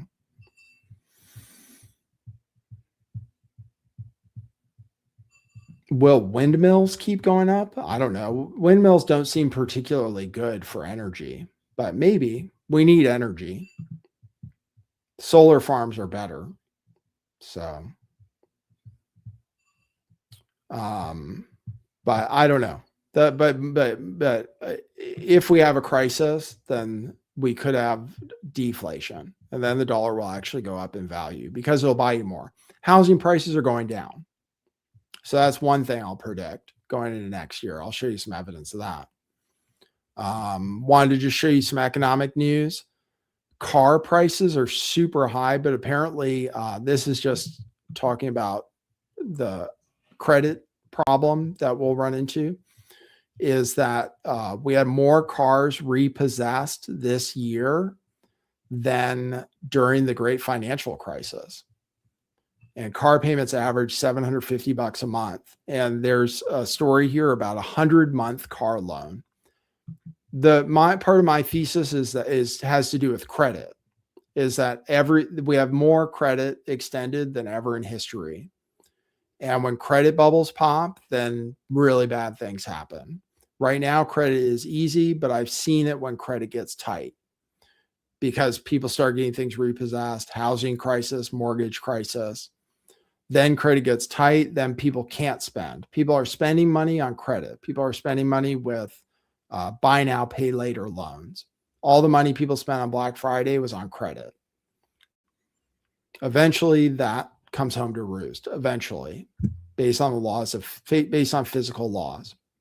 So I believe that and all these corporations that are building data centers and everything, they're building it based on credit. And if the loans start to go bad, then the credit dries up. And when credit dries up and we have the entire bubble of our economy is built on credit, then really bad things can happen. So that's where my thesis comes from. It's just a credit problem eventually. We have too much debt. Everybody has too much debt. All stocks and everything, leverage in stocks, leverage in crypto, all-time highs. Leverage in real estate, all-time highs. When people buy real estate, they buy it on a loan. There's more real estate debt than ever before. There's more debt everywhere, every single place than ever before. So eventually, though, the spigot runs dry. That's all. So you can only go so long. You can do 50-year mortgages, 100-month car loans. I mean, that stuff is totally insane. 100-month car loans just means your car is going to be repossessed eventually if you lose your job. And right now, I think people are going to lose their jobs. More people were laid off this year than in a long time in 2025. Here's a housing market chart, and Ron DeSantis is commenting on it, saying prices are going to come down. There's a housing market chart just showing there are way more people selling homes than buying homes. And in many markets, real estate's already coming down. Home buyers are cutting their home builders are cutting their prices. New homes cost less than existing homes. Nobody wants to sell because they have low interest rates, but eventually that's going to crack, or it has to eventually. Eventually it cracks. Right now there's way more buyers than more sellers than buyers. Home prices are they've held pretty stagnant because people don't want to sell for a loss.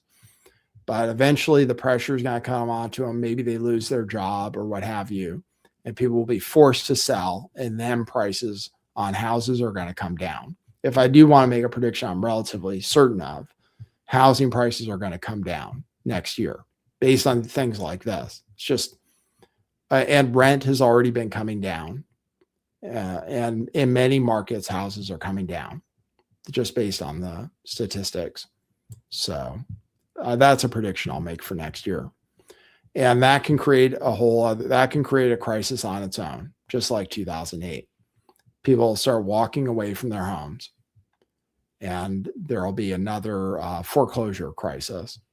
So when people owe more than their home is worth, people walk away. In a lot of cases, they just turn over the keys to the bank. So that's what happened in 2008. It could totally happen again. So.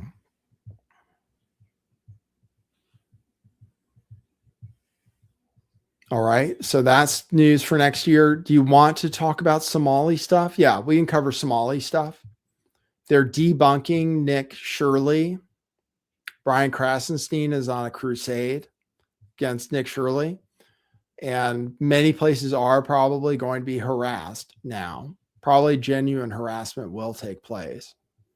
But here is the news possibly debunking one of Nick Shirley's claims about ABC Learning Center. So let's watch it and see if they debunked it. This CBS Minnesota says the video disproves fraud claims. It really might. So let's see. This is ABC Learning Center in Minneapolis. They have to learn ABC and numbers. Director Ahmed Hassan gave WCCO a tour after finding his daycare in the national spotlight. All right, we've arrived to ABC Learning Center. In a now viral video, right-wing YouTuber Nick Shirley claims nearly a dozen daycare centers in Minnesota are taking public funds but not providing a service. He says ABC Learning Center is one of them, knocking on the door in mid-December. I would like to check a child in the daycare. Hassan says his employee didn't respond because Shirley was in a group of about 8 people, and his staff were concerned about recent ICE activity. Is this daycare committing fraud? No, we're not committing fraud. Hassan showed us security footage from the same day Shirley was here. According to the timestamps in the videos, this woman takes a young child into the center at around 9 a.m. that day, about 3 hours before Shirley arrives at the door closer to the street. Within the hour after Shirley leaves, a woman arrives at the other door with a stroller. A larger family heads inside a few hours later. Tuesday afternoon, WCCO found at least a dozen children at ABC Learning Center, which is licensed with the state. Records show Minnesota officials last visited the daycare in November, noting some corrected and ongoing violations related to day-to-day operations, but no record of fraud. What did I do? I'm just a typical human being who wants to live and do the right thing. I have kids to feed. Umi Hassan, the daycare's current owner, believes these latest fraud accusations are political. Both she and Hassan are Somali Americans. We pay our taxes. We do whatever we can to be a law-abiding citizen. At the same time, when one Somali does something wrong, we all get collective punishment. With Shirley's video now approaching 2.3 million views on YouTube alone, they say they are getting nonstop phone calls harassing them. I was looking for a place for my granddaughter. With many of those calls attached to out-of-state phone numbers. They normally say, knock, knock, we're going to come. Yep. You're going to arrest, something like that. Hassan says they turned over attendance records to comply with the Department of Homeland Security request. They're now waiting to hear back. CBS News is reviewing records related to the same daycares. All but 2 have active licenses. And Aaron, while the active places have violations related to safety or staff training, there's no recorded evidence. All right. So there you go. That's a debunking, whether you believe it or not. It looks like it might be. I mean, that's the thing. It's possible he's not right about all of them, but I do think he's onto something, though. I really do, based on the reactions from some of them. But like, here's Nick Shirley getting interviewed by CNN, where they say they called him and one of them answered. Done enough. I mean, they would say, look, these fraud cases have been going on, but they've already done like 80 indictments. The cases have been going on, for years. And why did I show up one day in Minnesota and go to all these daycares, no children, they're receiving millions of dollars. We uncovered nearly $110 million in fraud in one day. How do you know that all the allegations that you're making are true? How do I know that they're true? Well, we showed you guys what was happening, and then you guys can go ahead and make your own analysis. We're coming so we can make our own analysis. Are you 100% sure you're true? Yeah, I am 100% sure I'm true. CNN is looking into Shirley's claims. Hi, my name's Whitney Wild. I'm a correspondent for CNN. We reached out to several of the daycares featured in the now viral video. Only one daycare facility answered and said they are a legitimate business. Have you seen the videos, purporting that some of these daycares don't have kids inside? Minnesota Republicans say, despite the new focus from the Trump administration, that's their evidence anyway. People are making fun of them for their evidence. We called them. Only one answered the phone and said they're not a fraud. It's like, okay, that's the evidence. Okay, pretty good on the ground reporting. But that's CNN doing their coverage. One of them answered the phone. I don't know. That might be a sign. And then this was a really weird scene today. Where this is just a really weird scene. I don't even know how to interpret it exactly. She's reading a script from her phone and suddenly panics. So If childcare is cut, I'm unable to work or go to school. I understand fraud is bad.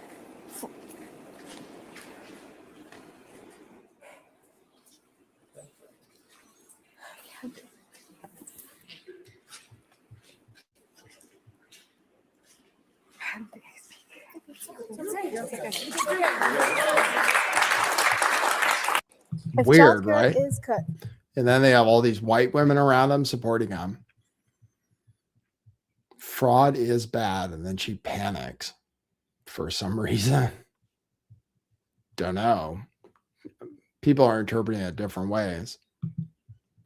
Cernovich says deport everyone in this video. Really strange. Maybe she thought she was admitting to fraud from her script or something. No idea. But that's the Somali fraud. And people are knocking on doors everywhere. I bet it's really rampant. Yeah, I think it probably is. But some of it might be debunked. That one news story maybe debunks it a little bit. It's possible. So, all right. I think I've covered all of the news today, so I have time for your comments. Somebody said, am I taking calls? I can open up the phone. We have 106 people tuned in. Probably nobody will call in, but Jim might call in. So I can open up the phone, sure, especially for people who want to talk about Candace. I welcome those phone calls and that interaction if people are still tuned in. But most of them come in for a second. Then they say, this is crap, I'm leaving. That's what happens most of the time. And I'm like, stick around. But most of them don't listen. They say, oh, I'm unsubscribing, I'm leaving, this guy's an idiot, etc. That's what I get most of the time from Candace supporters. So I'm trying to keep them tuned in, but it's difficult. But if you want to call, I'm happy to debate it with you. What I'd like to do is debate it. I'm not asking for anyone to be censored. And I don't think anybody is. A lot of people make that argument like that's the argument being made. I don't think anybody is asking for Candace Owens to be censored. That would be bad for me if she got censored. Although she has broken terms of service, and it is interesting. It is interesting, like she says, that she hasn't been censored at all, no matter what she says. But you can call it. Oh, there we go. I got a call. This is Nathan. You're on the air. Nathan, it's Job for 9. Hey, Job for 9. How are you? Happy New Year. I'm well. Happy New Year. It's so good to see you back on. Thank you. So first things first, I want your impression or your interpretation in regards to what you think this person that Candace has provided as far as being a eyewitness to whatever it is that he thinks that he saw. Mm-hmm. Yeah. What's your question about him?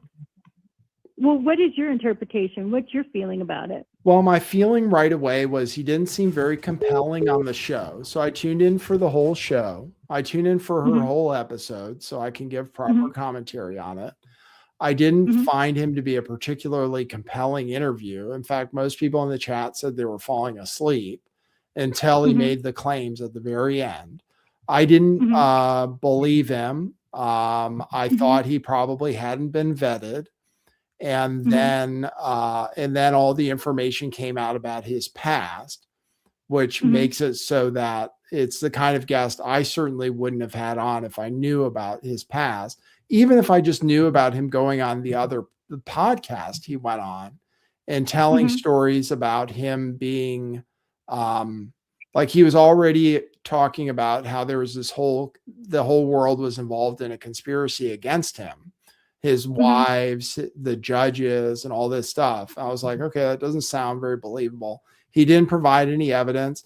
And also, even if it was anybody, even if he had a decent background, even if he didn't have the records and all that, even if he was a decent person, relying on somebody's memory to identify somebody when they didn't know who they were when they saw them is very unreliable. So I was just like, oh, that's really unreliable to rely on somebody's memory after the fact. where they didn't even know who these people were. So that's what I thought about it. And then all the evidence came out about him. He's got many, many restraining orders against him. And it seems like, and then he's made all these claims before about judges being against him and stuff. So there's nothing he said that I thought should be, it's not somebody I would ever have on my show. It would seem to me like Candace Owens, it would seem to me like Candace Owens should have been disturbed by the information that was found out about him, but she isn't at all disturbed about it, which is really weird. So that's what I think about it. Okay. Because most people, because I've caught up with you recently, like in this past week. So, I mean, I'm really happy that you're actually covering this. I don't think many people in your chat obviously know who you are and the extent that you have provided individuals like me that have been following you for many, many years in regards to what you have actually researched. You were the first person that I have been exposed to that actually provided information in regards to Epstein. I mean, you provided interviews with Cappy. I mean, and then, you know, McPhee. I mean, it's bewildering to me that people are so adversarial in the chat in regards to you and not knowing your history. And I completely agree with all of the points that you've made in regards to your perception. What I find kind of compelling in my perspective is that the information that she's provided in regards to this person's visit is kind of compelling in the fact that he sounds like he's psychotic. And that's what the report that she provided. I don't know if you read that quote unquote executive summary is what it's entitled to as far as that police report. Because to have somebody presented at a military facility where they're calling the police, they're responding immediately, and they are in fear that this person could potentially be causing some potential life-threatening situation where they have to call individuals out for bomb detection and what have you. That is an emergency. And that, I mean, what he was saying was obviously causing these people that were there some concern. Right. So, I mean, there's no real documentation as far as who he saw. And he also, because I also saw the whole episode, there was no talk as far as he was recalling where he could say what was being discussed. Right. All he's saying is that these people, these high-ranking people, were there in a meeting. Right. Well, the sector that the facility is providing security for the border. So you're talking about a whole bunch of different units that probably have to coalesce. It's the beginning of the month. There's probably planning involved. So I'm just saying, I mean, you know, you having somebody go there and then they're saying, I mean, the guy that he's stating, Charlie's security guy, if you look at him and you look at him, he looks like he's a military guy. There's 9 million people in the military that look like that. That's really not saying very much. Right. You're talking about Brian Harpole? Are you talking about Brian Harpole? Yeah, he's a clean-cut guy. He looks like he's in some sort of law enforcement capacity or in the military. There's probably several people that look like him. Right. I mean, that's really nothing very, very compelling. Right. And what's offensive to me is the fact of, like you've mentioned so many times, I mean, Candace is a citizen. She has no judicial power whatsoever. And yet she is demanding all of these alibis for all these people. They give her some product to prove whatever it is because they're probably being harassed. Mm-hmm. And it's not good enough. Right. Instead, she ends up, I mean, what I see her doing is that people provide her evidence and then she'll go through the evidence and then find another another conspiracy with the evidence that these people are providing. And it's just like, why are these people encouraging her? Right. I know it's crazy. It's crazy. I mean, it's just not the way things work. It's so weird that people have become confused where it's okay just to accuse people and then demand they prove you wrong. Like her whole investigation is, oh, I'm going to say something and then do the research, or then make other people do the research for me. She's like, oh, I had him on. I'm just trying to debunk him. And people haven't satisfied me. They haven't responded fast enough. They haven't given me, like, Harpole gave some evidence that he wasn't there. It's very unlikely he was there. But she's like, oh, that's not an alibi. Ammo dies on camera. And they're like, oh, that's not him. And it's like, well, what's How do you ever satisfy somebody that's never going to be satisfied? right. You can't. And her So just followers are stop- still trying to, like, one of her biggest followers on Twitter, this guy Diligent Denizen, is still trying to say the Cabot Phillips information isn't good enough. And it's just like, when is it ever going to, like, why would anybody provide anything if you're just gonna say it was, I mean, you know, it doesn't satisfy you. Listen, nothing is going to satisfy this person. Yeah, that's what it and seems that's like. and that's my thing. It's like, she can ask for whatever she wants, but nothing's going to end up satisfying her.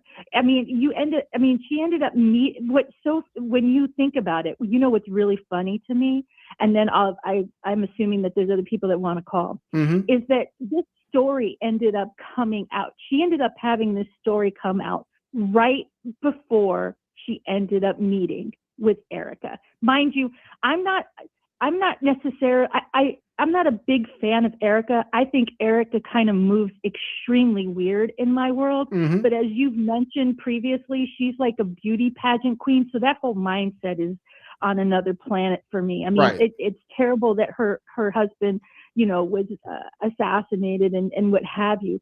But the fact of the matter is that Candace had this story before she met Erica. She had an opportunity at that moment in time to actually ask Erica herself. Right. By the way, this information I have, can you tell me where you were at? She could have provided that right at that meeting, but she didn't. Right. She decided not to. She said it on her spaces. Exactly. She decided not to ask her Exactly. about it and run with the story anyway. Right. Which is Exactly. crazy. So it's exactly. She had the person right in front of her, Right. and she didn't go ahead and ask her. Right. That, in my mind, is very suspect, very sus. Yep. And I just don't. I mean, at first she was presenting what seemed to be some valid information. She was presenting some stuff in regard to the person who had been accused and what have you. But there's a lot of things, like I said, that we will not know until it's presented in the courtroom. Right. So I'm not going to be, the person that they think did it. I understand the whole thing is very sus. People are acting weird in regard to this, blah, blah, blah, blah, blah. But with all of that being said, this has totally taken a different turn. And this is just my opinion. It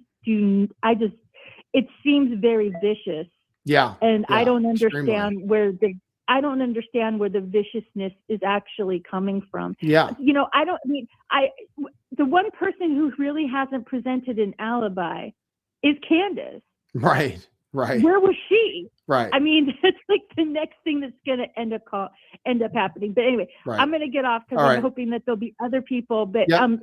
it's wonderful to see you. You look great. Thank you. I hope everything's going well with you and the blessings for the new year. Thank you very much. To you too.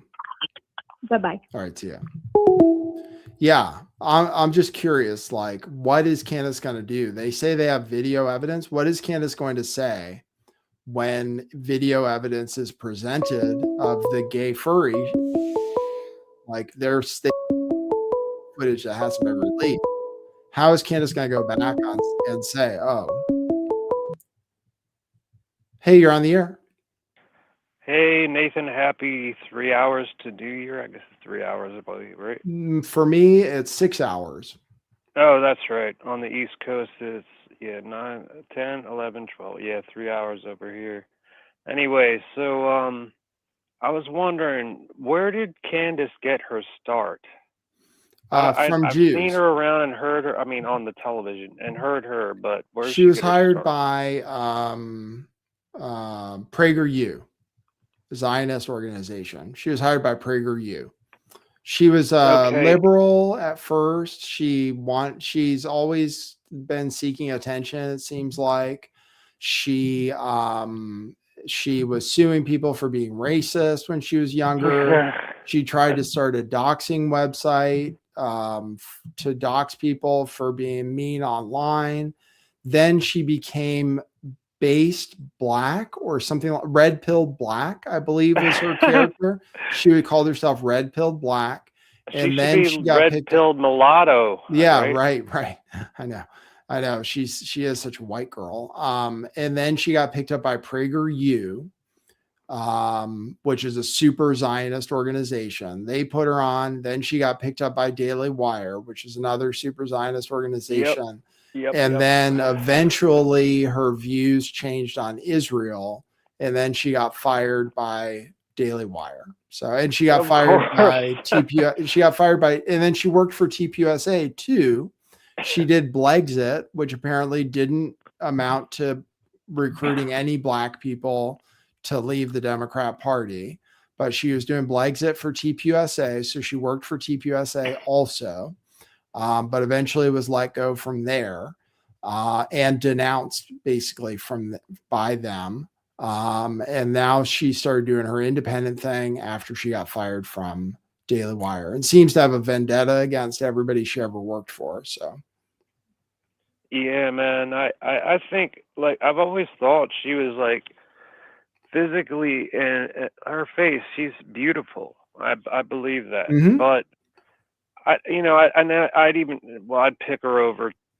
I don't want to say that, but a dolled up white woman. You'd hit if that, you is know what what I you're mean. saying. I got it. Yeah. Yeah.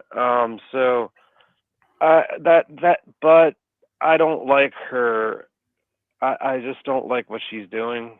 I'm sorry to the Candace fans, but I just don't think I think she's a grifter. Yeah. Big time. But Totally. I mean, she's shown it. All she had, she did all but call herself a grifter, right? Yeah. All but. Yeah. Yeah. And I mean, like, if anybody had a mind, you'd see, like, okay, yeah, she's up to something. But, like, and she got so many followers, how many millions of views, right? It's insane. I've never seen anything like it. It's been amazing to see. I've never seen anything like it, especially for somebody who's basically like a conspiracy theorist. But she runs it like there's a cliffhanger at the end of every show, and wait till what you see tomorrow, and it's like this ongoing soap opera and stuff. So And I anyway, agree with you. Yeah, about the like Charlie Kirk's wife. She is, she's weird. But Candace is trying to play like the 2012 conspiracy theorist and get away with it en masse. Yeah, it's biggest fucking crazy. Ever. Yeah, it's crazy. I mean, like, like if she was talking about this shit back even in 2012, maybe, or 2013, 14, she would get kicked off the internet. No, or not off then. No, because I came on in 2015. You could still do stuff. So okay. It would have been more like talk about 2000 the after SH, after okay, Pizzagate and stuff, when they started censoring people. That's when she would have had trouble. So yeah, I got it confused with the date of the Connecticut thing. Yeah. But so what? Do you have any plans for the rest of your New Year or evening? Unfortunately, I really don't. It's going to be, Me too. It's rainy, it's nothing. cold, and I'm going to be all alone. But that's me too. That's New Year. Like every New Year I've had since probably about 2011, maybe 12. And you know what, man? It's okay to be 40. We're in our 40s. I'm 46. How old are you, man? 47, just Yeah, turned. so we're not too far apart, and hopefully things will get better for our age. Yeah, And going forward, yeah, you know. the future doesn't have to be terrible, and we can live No, a it long doesn't. time if we keep ourselves healthy. So That's right. Yep. Yeah, exactly. And I appreciate you taking my call, man. Thanks, man. And you have a good New Year, man. All right, thanks. You too. See ya. Question everything twice says, because we're writing off Candace, we're writing back off all the ridiculous around Charlie's murder, and that is infuriating. Yeah, people are going to say that. So then people will claim that it's all like she was a distraction to take people away, but people are still going to ask questions. I mean, people have built their entire channels, their entire Twitter followings, their entire everything based on it being a conspiracy. So people will keep doing it, even if Candace.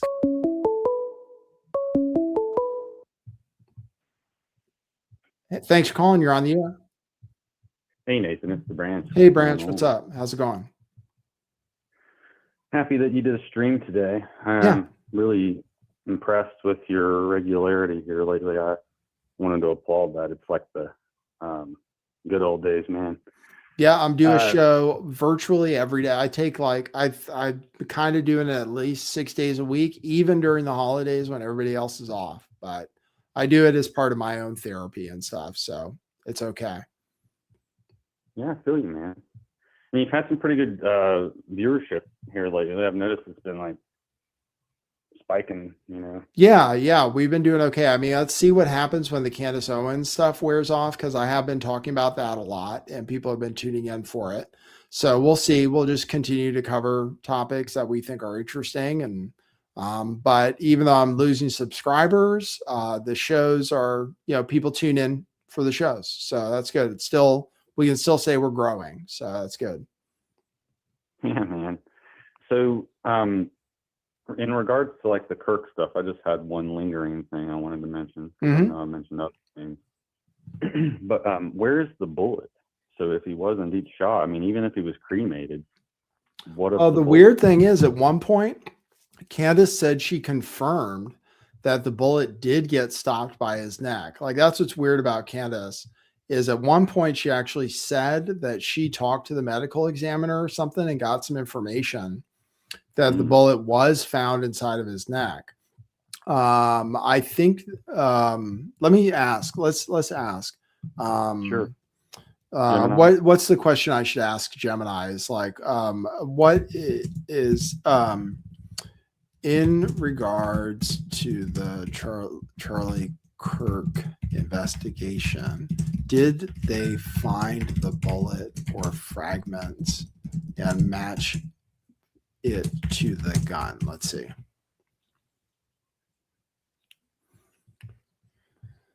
I want to know if this is true. So let's see. In the investigation, ballistics and forensics played a central role in connecting the suspect to the ballistic evidence.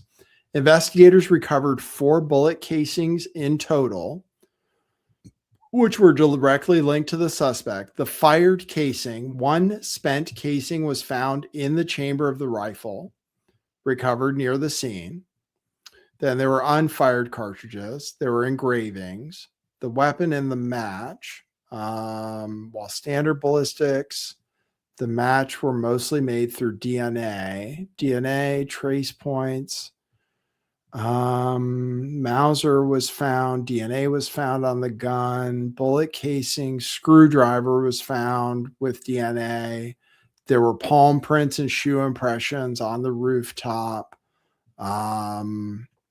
No, it doesn't say anything about the actual, what about the actual bullet that killed Kirk? Was there, was it recovered? Let's see. Let's just see. Yeah, or maybe forensics would be a buzzword to use. Wow, people are calling in. That's good. Regarding the forensic details, investigators confirmed that the actual bullet that killed him was recovered from his body during the autopsy.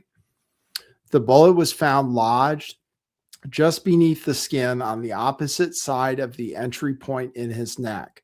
Condition: while 30-06 rounds typically has enough kinetic energy to pass completely through a target, reports indicate that the projectile was stopped or deflected by dense bone structure in the neck shoulder area, that this left the bullet relatively intact, which is ideal for ballistics matching.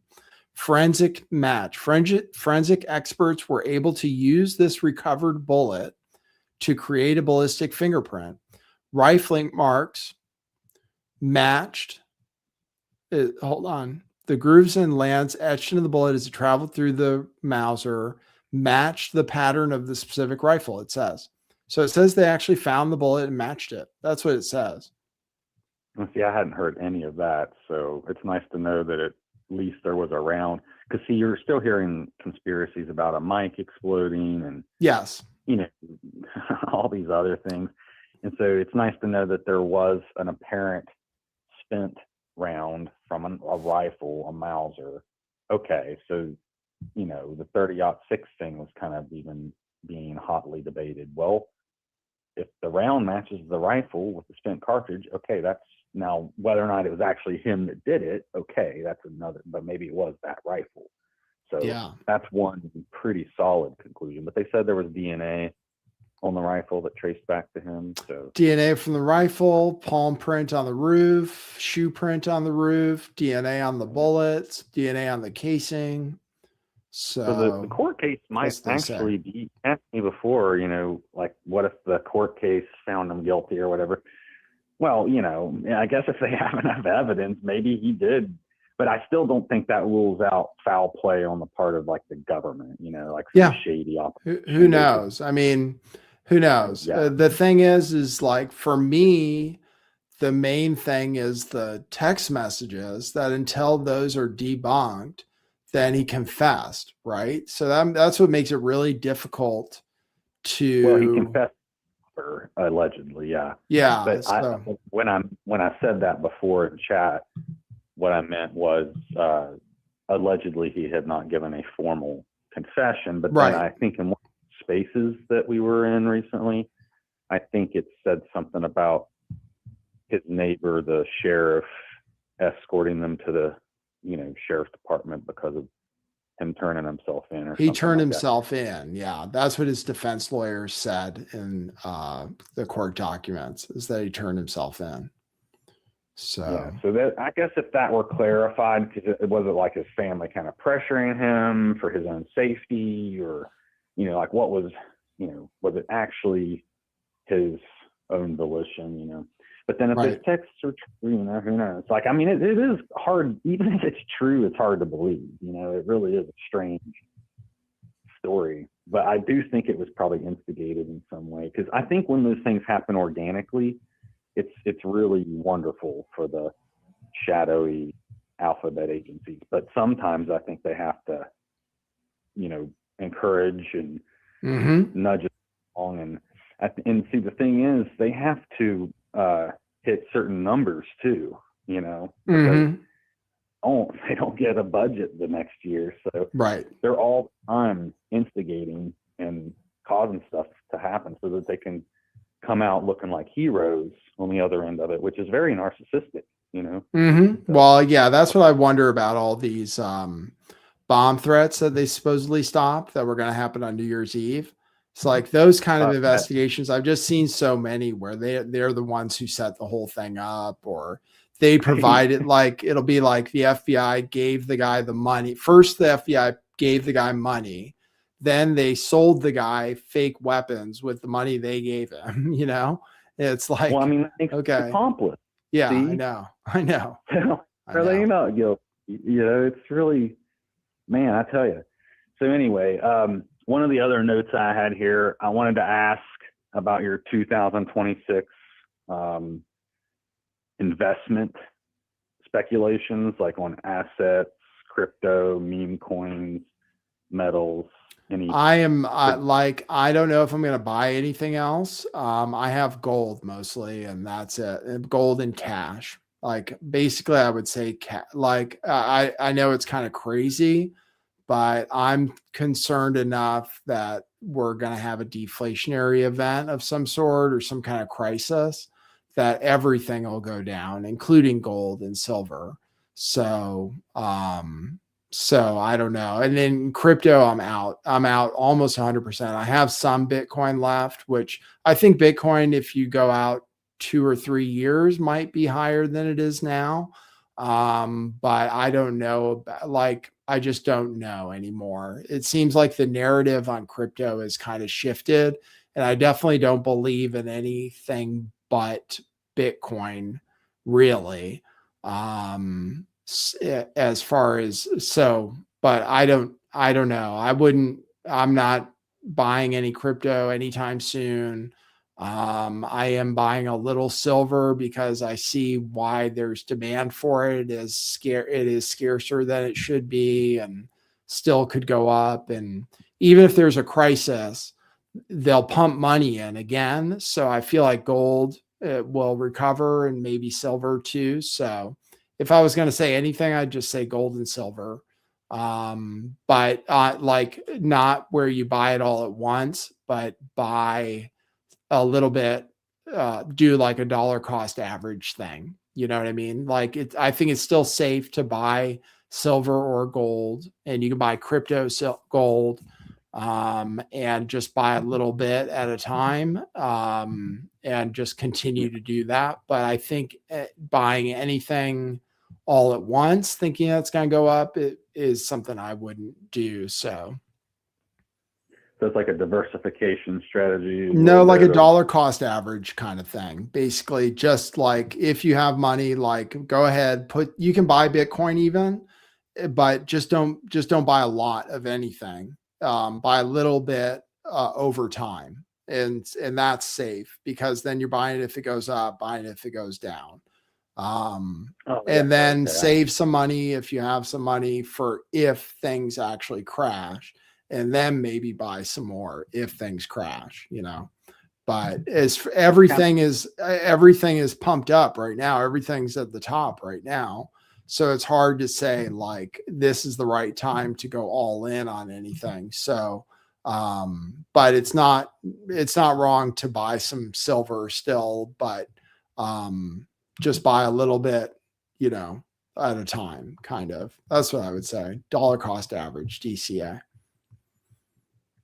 Yeah. And I've kind of thought about it that way too, like just every payday. Yeah. Buying a little bit of silver. Yeah. Whatever. And physical silver is probably good. I mean, I'm buying synthetic silver. I'm buying the stock SLV. But physical silver is probably good. If you have a place you can buy it from, just, you know, I just got screwed on my physical silver so bad, when I went to sell it, that it's like, I kind of was left with a bad taste in my mouth. That's all. So, yeah, right. Because like, it's just a weird dynamic, you know. You have to, the problem with physical silver is you have to sell it to somebody. And the way the market works, like if the price pumps, everybody's selling, and nobody's buying. And then sometimes if the price goes down, then it costs more to buy it, but you still get screwed by the dealer. So, but I still think physical silver over the long term is probably a good buy, just for over the long term, you know. I agree. And I saw a post today discussing how most gold that's out there is, you know, out there in terms of jewelry, bars, etc. But silver is actually consumed. Yes. As an industrial. Yeah. Silver gets used. That's the big difference. And there's just not, and the mining process is like, it's always it's a byproduct, I guess, in the mining process. Yeah. And so actually the miners are mining other things and they just happen to get silver. So it's hard to mine more silver really fast. So it's definitely got a supply demand dynamic that's really good for it. And apparently it would have to go up to at least $125. I read something about it. It would have to go up to at least $125 for solar to have to change what they do. So solar will continue to make money all the way up until silver is about $125. And then if they want to convert to using copper instead, that would take them a long time. So there's built-in demand because of solar for a long time. So it can still go higher. Do you think that maybe because for a while the solar industry was kind of subsidized by the government. So do you think that they were maybe artificially deflating the silver price? I don't know why it took so long for it to go up. It's been kind of suppressed for a long time, but it did need to go up because there is a lot of demand for it. China's we need more energy for AI. Solar seems to be the fastest way and the cheapest way to make new energy, or one of the cheapest ways to make new energy. So China's been building all kinds of solar farms. And so it seems like and it's needed for technology too, just because it's a really good conductor. So it seems like there's going to be demand for it for a long time.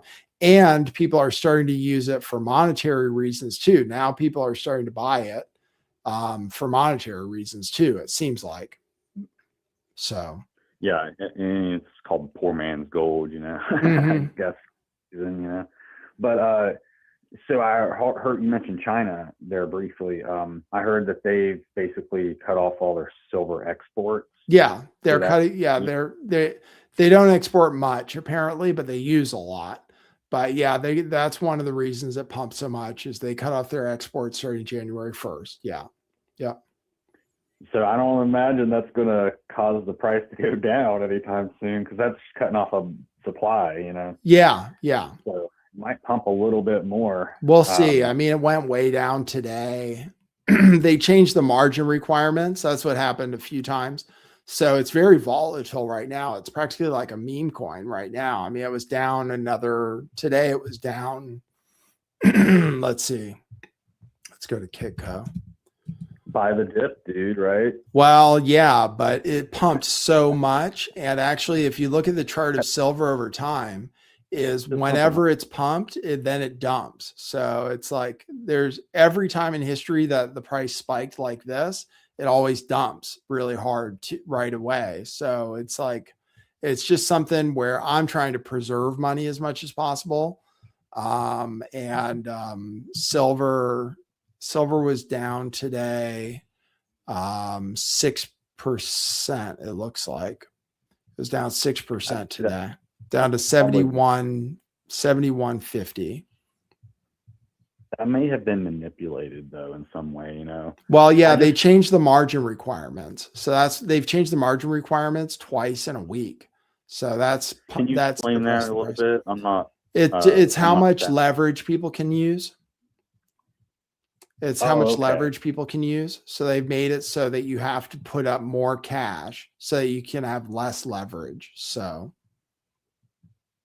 I see. Yeah. Well, maybe that's people lobbying, like the solar people, because they're probably looking at that being like, because I'm seeing stories where in other countries, like in Japan, it's already over 100, Yeah, I know. I've heard, like in Saudi Arabia, it's like $95 or something for physical. So we're doing something to keep it lower than it should be already, because all the other countries, it's already hitting these highs, So well, Americans don't buy metals the same way as other countries do. We're not like India, and as far as like India, they buy gold all the time, like we don't normally do that. But yeah, I looked at, but even on American websites, the premium is still holding up and they're sold out of a lot of inventory. So people are obviously buying physical right now. So. Well, and one point that came to mind as you were talking about the pump and dump of silver over time, I think something interesting to look at though would be to compare the value of the dollar to every pump and dump that occurred. And because what's kind of unique about the time we're in now is that the US dollar has lost so much value that, there may not be much margin left for the dollar after this. I mean, a dollar used to be almost an ounce of silver. So if you look at it that way, you know, you can tell it's dropped a lot. Yeah, imagine getting paid $70 an hour or whatever, right? Or I know. something like that. I know, right? Minimum wage used to be like $1.25, but $1.25 is like $75 now. So and you know, and we're talking about silver, of course. So that's like a premium metal. Hell, I would recommend anybody just convert all your bills to change. Well, nickels in particular, nickels you can buy for half price right now because they have a lot of copper in them, and copper has also gone up a lot. So yeah, nickels are a great buy. Like I've seen people literally say that they invested in nickels. Like some guy was like, "Yeah, I bought $500,000 worth of nickels," and he showed his garage, and it's like kind of impractical because it's so fucking heavy. But but literally, it's nickels are 50% off because they're worth 10 cents. They're worth over 10 cents in physical metal right now. 75% copper, 25% nickel. So, and copper is up a lot. So, yep. So yeah, keep your change. Keep your pennies and nickels at least. Keep your pennies and nickels for That's sure. the most practical advice you can give to anybody right now in terms of just saving money is that it's better to save your currency in the form of change and coins because that doesn't have the same deflationary effect that the bills do. You can have like $10,000 in a safe and it's going to depreciate every time, whereas you turn that into nickels, for instance, and it's likely to gain appreciation. Yeah, or pennies. Yeah, like old pennies now are worth 3 or 4 cents. I guess we need to build a vault and fill it with coins like Scrooge McDuck. Exactly. Well, yeah. Silver and gold used to be money. I mean, that's what the Constitution says. We're supposed to use silver and gold to pay our debts, and it's for a reason. Right. That's actually quite based. Quite actually. Well, thanks for allowing me to chat with you, man. Yeah, dude. Thanks for calling. Farewell. All right. You too. Happy New Year. All right. That was a 21-minute phone call. Okay. We've gone well over time, but we still have people tuned in. I saw one other person trying to call at one point, a 281 phone number. Tried to call in a few times today. I don't think I've taken that call. So if there's one more person who's trying to call in, you can safely call in now, I believe. 281. What is that? Texas? Nathan, did I see Jimmy Dore today talking about paid anti-Candace influencers? No, I haven't seen it, but I don't believe people are actually getting paid, but I haven't seen it. I'll watch it. Hey, you're on the air. Hey, Nathan, how you doing? What's going on? Glad to see your skills back, man. Thanks, man. I appreciate it. Yeah, you're looking good. Thank you. Doing well. Thank you. Okay, here's my 2 cents on Candace Owens. Okay. She probably produced one of the largest limited hangouts ever.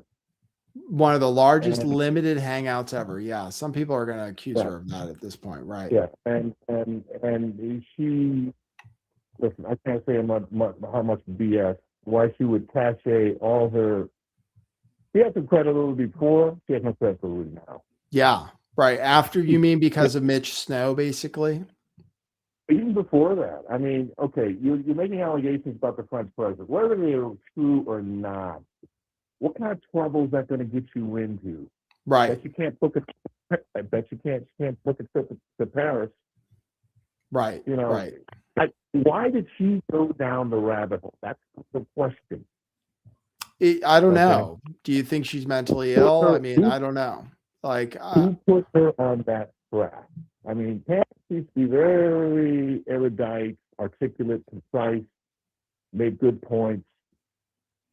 Now he is a joke with a capital J.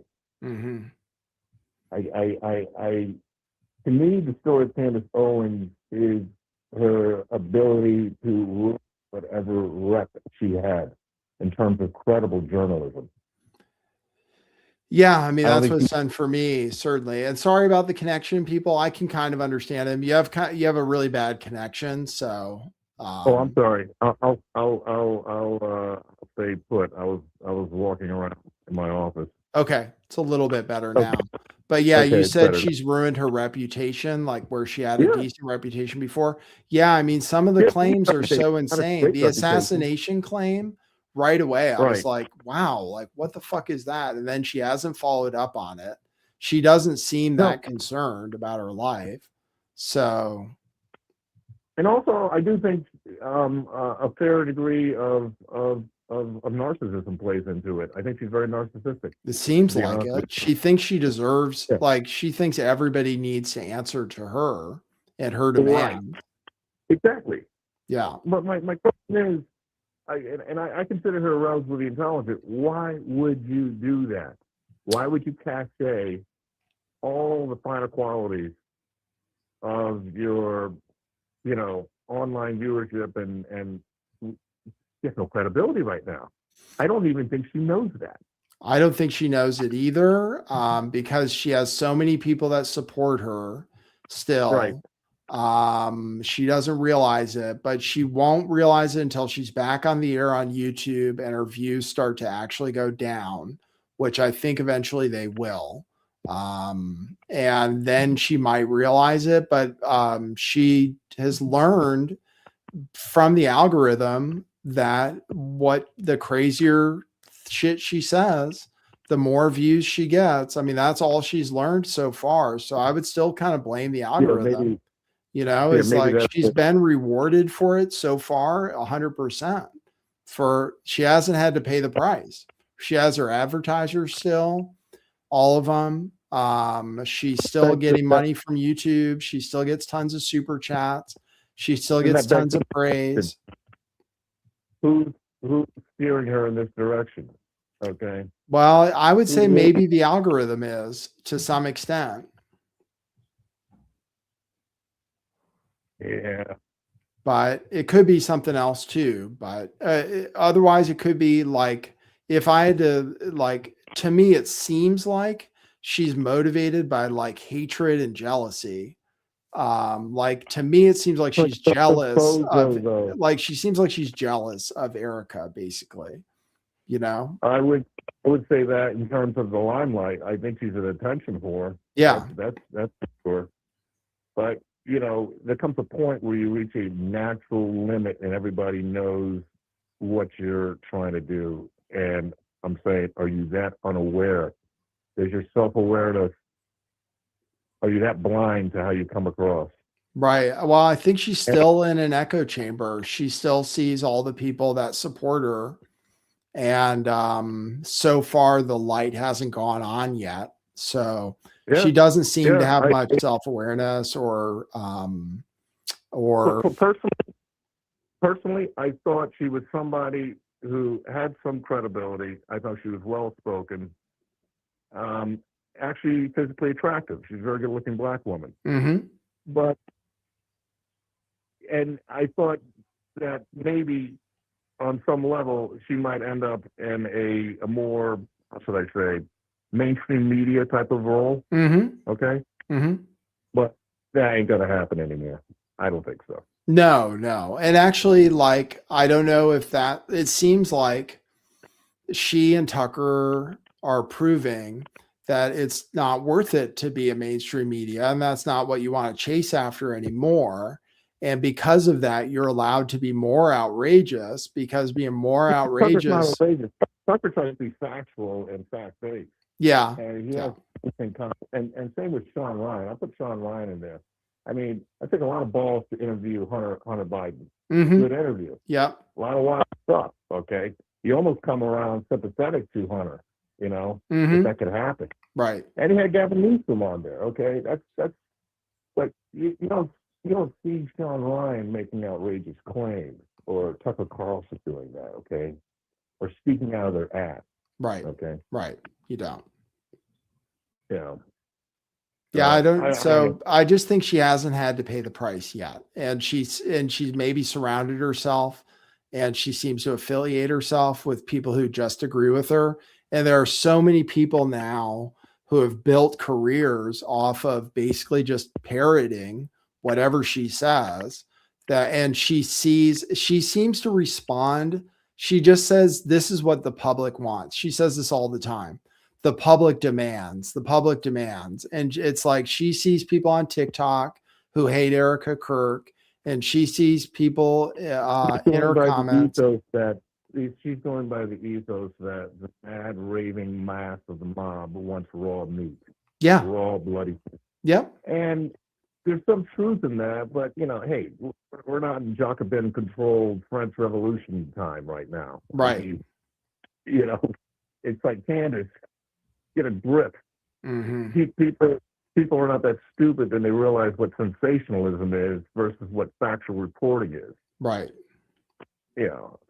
I don't see how she's going to recover. That's just my opinion. Yeah, I don't see it either. Although if you look by the numbers still on X and the engagement and everything else, the engagement is still there for now. There's engagement on the other side too, but the engagement is still with the people who are going along with Candace. So we'll see. But I think that has a lot to do with the fact that people genuinely like her. And I can see that because she's a generally likable person. She has a likable persona. Mm-hmm. All the other stuff we're talking about kind of like puts that into question. Okay. Yeah. Because why would you use your talent to put yourself in a hole? I know. Yeah. It's sad. It seems counterintuitive. Okay. I don't know if it seems that way to you, but to me, it seems counterintuitive. Well, no, it doesn't quite seem counterintuitive because, like I said, she hasn't had to pay the price. She has been doing what people want. She has fed the people what they want. Like, it was clear that people were rebelling against her when it seemed like she wasn't going to fight with Erica Kirk anymore. And then she brought on a guy who was going to blame Erica Kirk for killing Charlie, which is like what everybody wanted. So she just hasn't some reductionist thinking here. Let me do some reductionist thinking. All Candace is doing is making needless drama instead of getting to the core issues of what's actually going on. Okay. Yeah, I know. And any thinking cognitive, unimpaired person would see that for what it is. Yeah. Okay. Yeah. You're creating drama, and that's easy to do. Anybody can create drama, but if you want to get to something factual and get down to the nitty gritty of it, that's a much harder thing. You have to have higher standards. Okay. Mm-hmm. Yeah. So, and maybe she doesn't have that, but to me, she makes a lot of drama. Makes a lot of drama for herself. She makes drama. People are attracted to that, and in some sense, people are. Yeah. You're making a lot of specious claims. Guess what? People are going to think you're specious after a while. Yeah. Yeah. Well, that's what's happening. Yeah. And to be honest, I hate to see her go down that path because I thought she had a lot of promise. I really did. Yeah, she could have done a lot. She has a lot of talent. She's just a very good, she's good at manipulating people. Yeah. Exactly. All right, man. That's my 2 cents. All right, cool. Thanks, man. Good to see you on the show. And you do have a very good eye for analyzing news still in a very particular way. Thank you very much. I appreciate you. Okay. Happy New Year. Good. All right. Happy New Year. I see people in the chat. There we go. Let's see. Ian Carroll is not Candace's biggest simp. I think Ian Carroll is a little bit like he's not going with the Mitch story. So actually I give Ian Carroll some credit. He's not doing the Mitch story if you pay attention. And he actually defended Harrison Smith. I saw him actually defend Harrison Smith. So I was like, okay, her biggest simps on X are Diligent Denizen, Constitution 2 something or other. It's just these nobodies who have huge followings. But a few of her biggest simps have turned, mostly Evan Kilgore, who says he's basically broken out of a cult. and now is her biggest hater. And he's making a lot of sense now, actually. But I know people hate to say that, but now he's like criticizing her for what he should have been criticizing her the whole time. But Ian Carroll actually isn't her biggest simp. Her biggest simp is probably Diligent Denizen. There's a few of them on YouTube. Baron Coleman. Baron Coleman is definitely fighting to be her biggest simp. Jimmy Dore is one of her biggest simps at this time. Gary says, what exactly is the price she hasn't paid? What does she owe? No, she hasn't paid a price in terms of viewership or money yet. I'm not saying she owes anything or what her punishment should be, but you'd eventually, if somebody lies all the time, you would like to see there be some cost for it. I don't know. If somebody just lies and distorts and is just like, then you like to see some cost for it, but the people decide. Eventually the people decide. So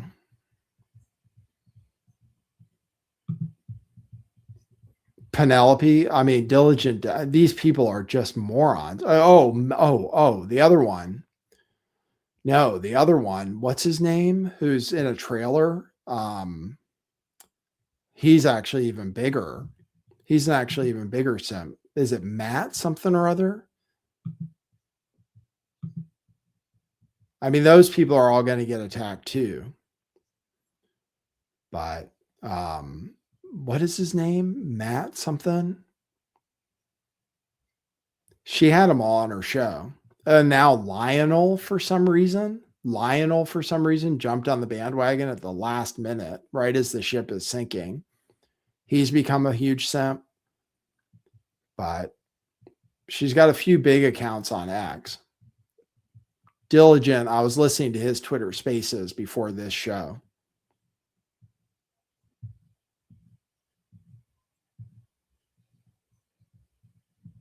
Diligent got a lot wrong with Epstein and Ryan Matta. That's it. Birkin. That's it. Birkin. Ryan Matta. Yeah, he's a huge. I mean, he just reposts stuff, and I don't know what they're all going to do. Their entire, like Jimmy at least has a show without talking about Candace Owens.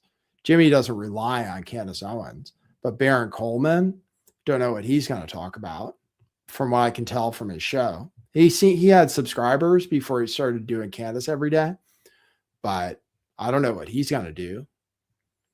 I don't know what they're all going to do now that she's basically going to move on, I think, from this story. I think she has to, from this Fort Huachuca story, which she said wasn't a big deal, but made into a big deal. And it was basically the biggest part of her investigation, and now it's fallen apart. So just really interested to see what happens next. But yeah, particularly for all her simps who are starting to argue with each other a little bit. There's someone that Constitution too conservative or something like that.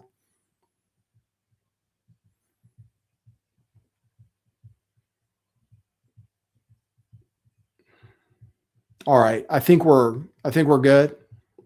I think we commented about everything. We got some good calls.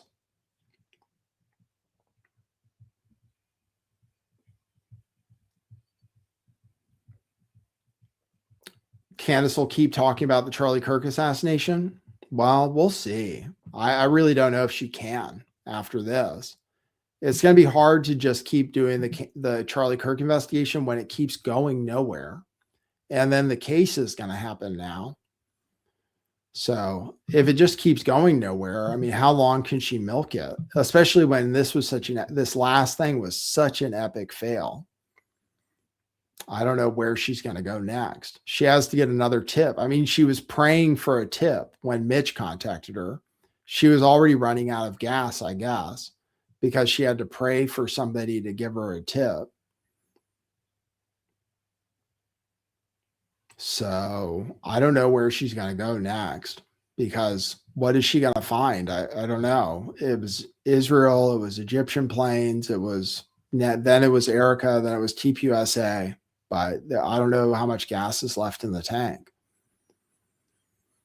I know people think the official story is fake, but What if there's video of the guy in court?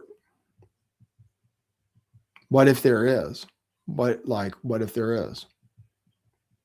Thanks, Penelope. 2026 will be better for my show. I hope so. Hopefully we keep growing. We have as many people tuned in now as we have during the whole show. So that's good. I know it's small compared to Candace Owens, but we're slow and steady, sticking with what we call integrity. So anyway, thanks everybody for tuning in. It was great spending time with you. Thanks for the phone calls. That was great. We love being able to take phone calls. It's been a long show, 2 hours and 40 minutes.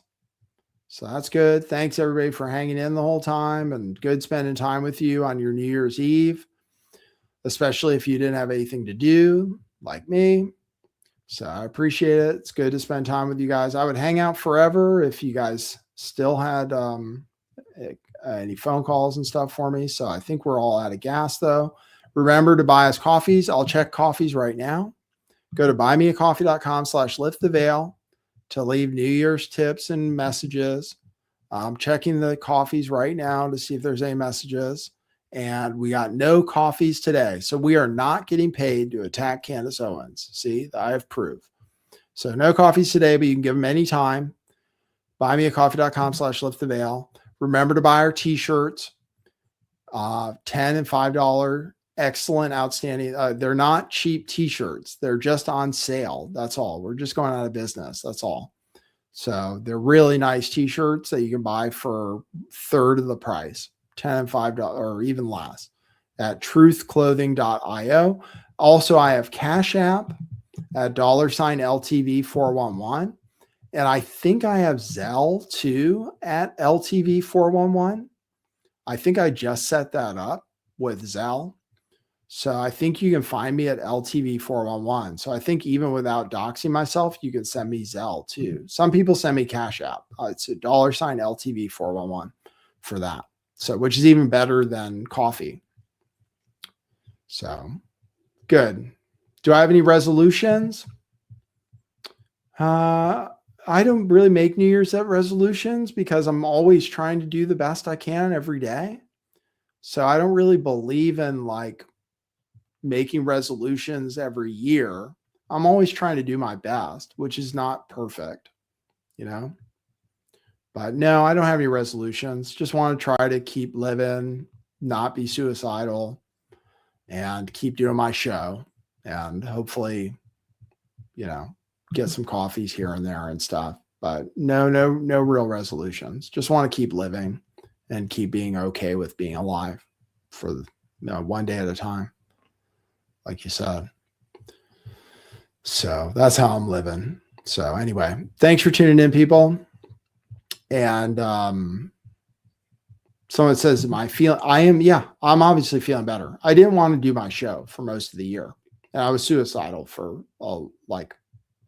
a good portion of this year. And I'm not anymore. So that's good. Not even thinking about it, which is really good. So every day is every day. Every day is every day. I do my show. I'm happy doing that. And I'm getting by day to day. So life could be better, but I know that it could be a lot worse too. So thank you for that. I don't mean to bring people down. So just I had a tough year. So thanks everybody. Thanks for saying I look good. I appreciate that. Yeah, I don't have a lot of wrinkles and stuff yet. So thanks. All right. I'd hang out with you guys till New Year's, but that's 5 hours from now. So thanks everybody for tuning in. Love you guys. And we'll see you next year. For now, that's what it is.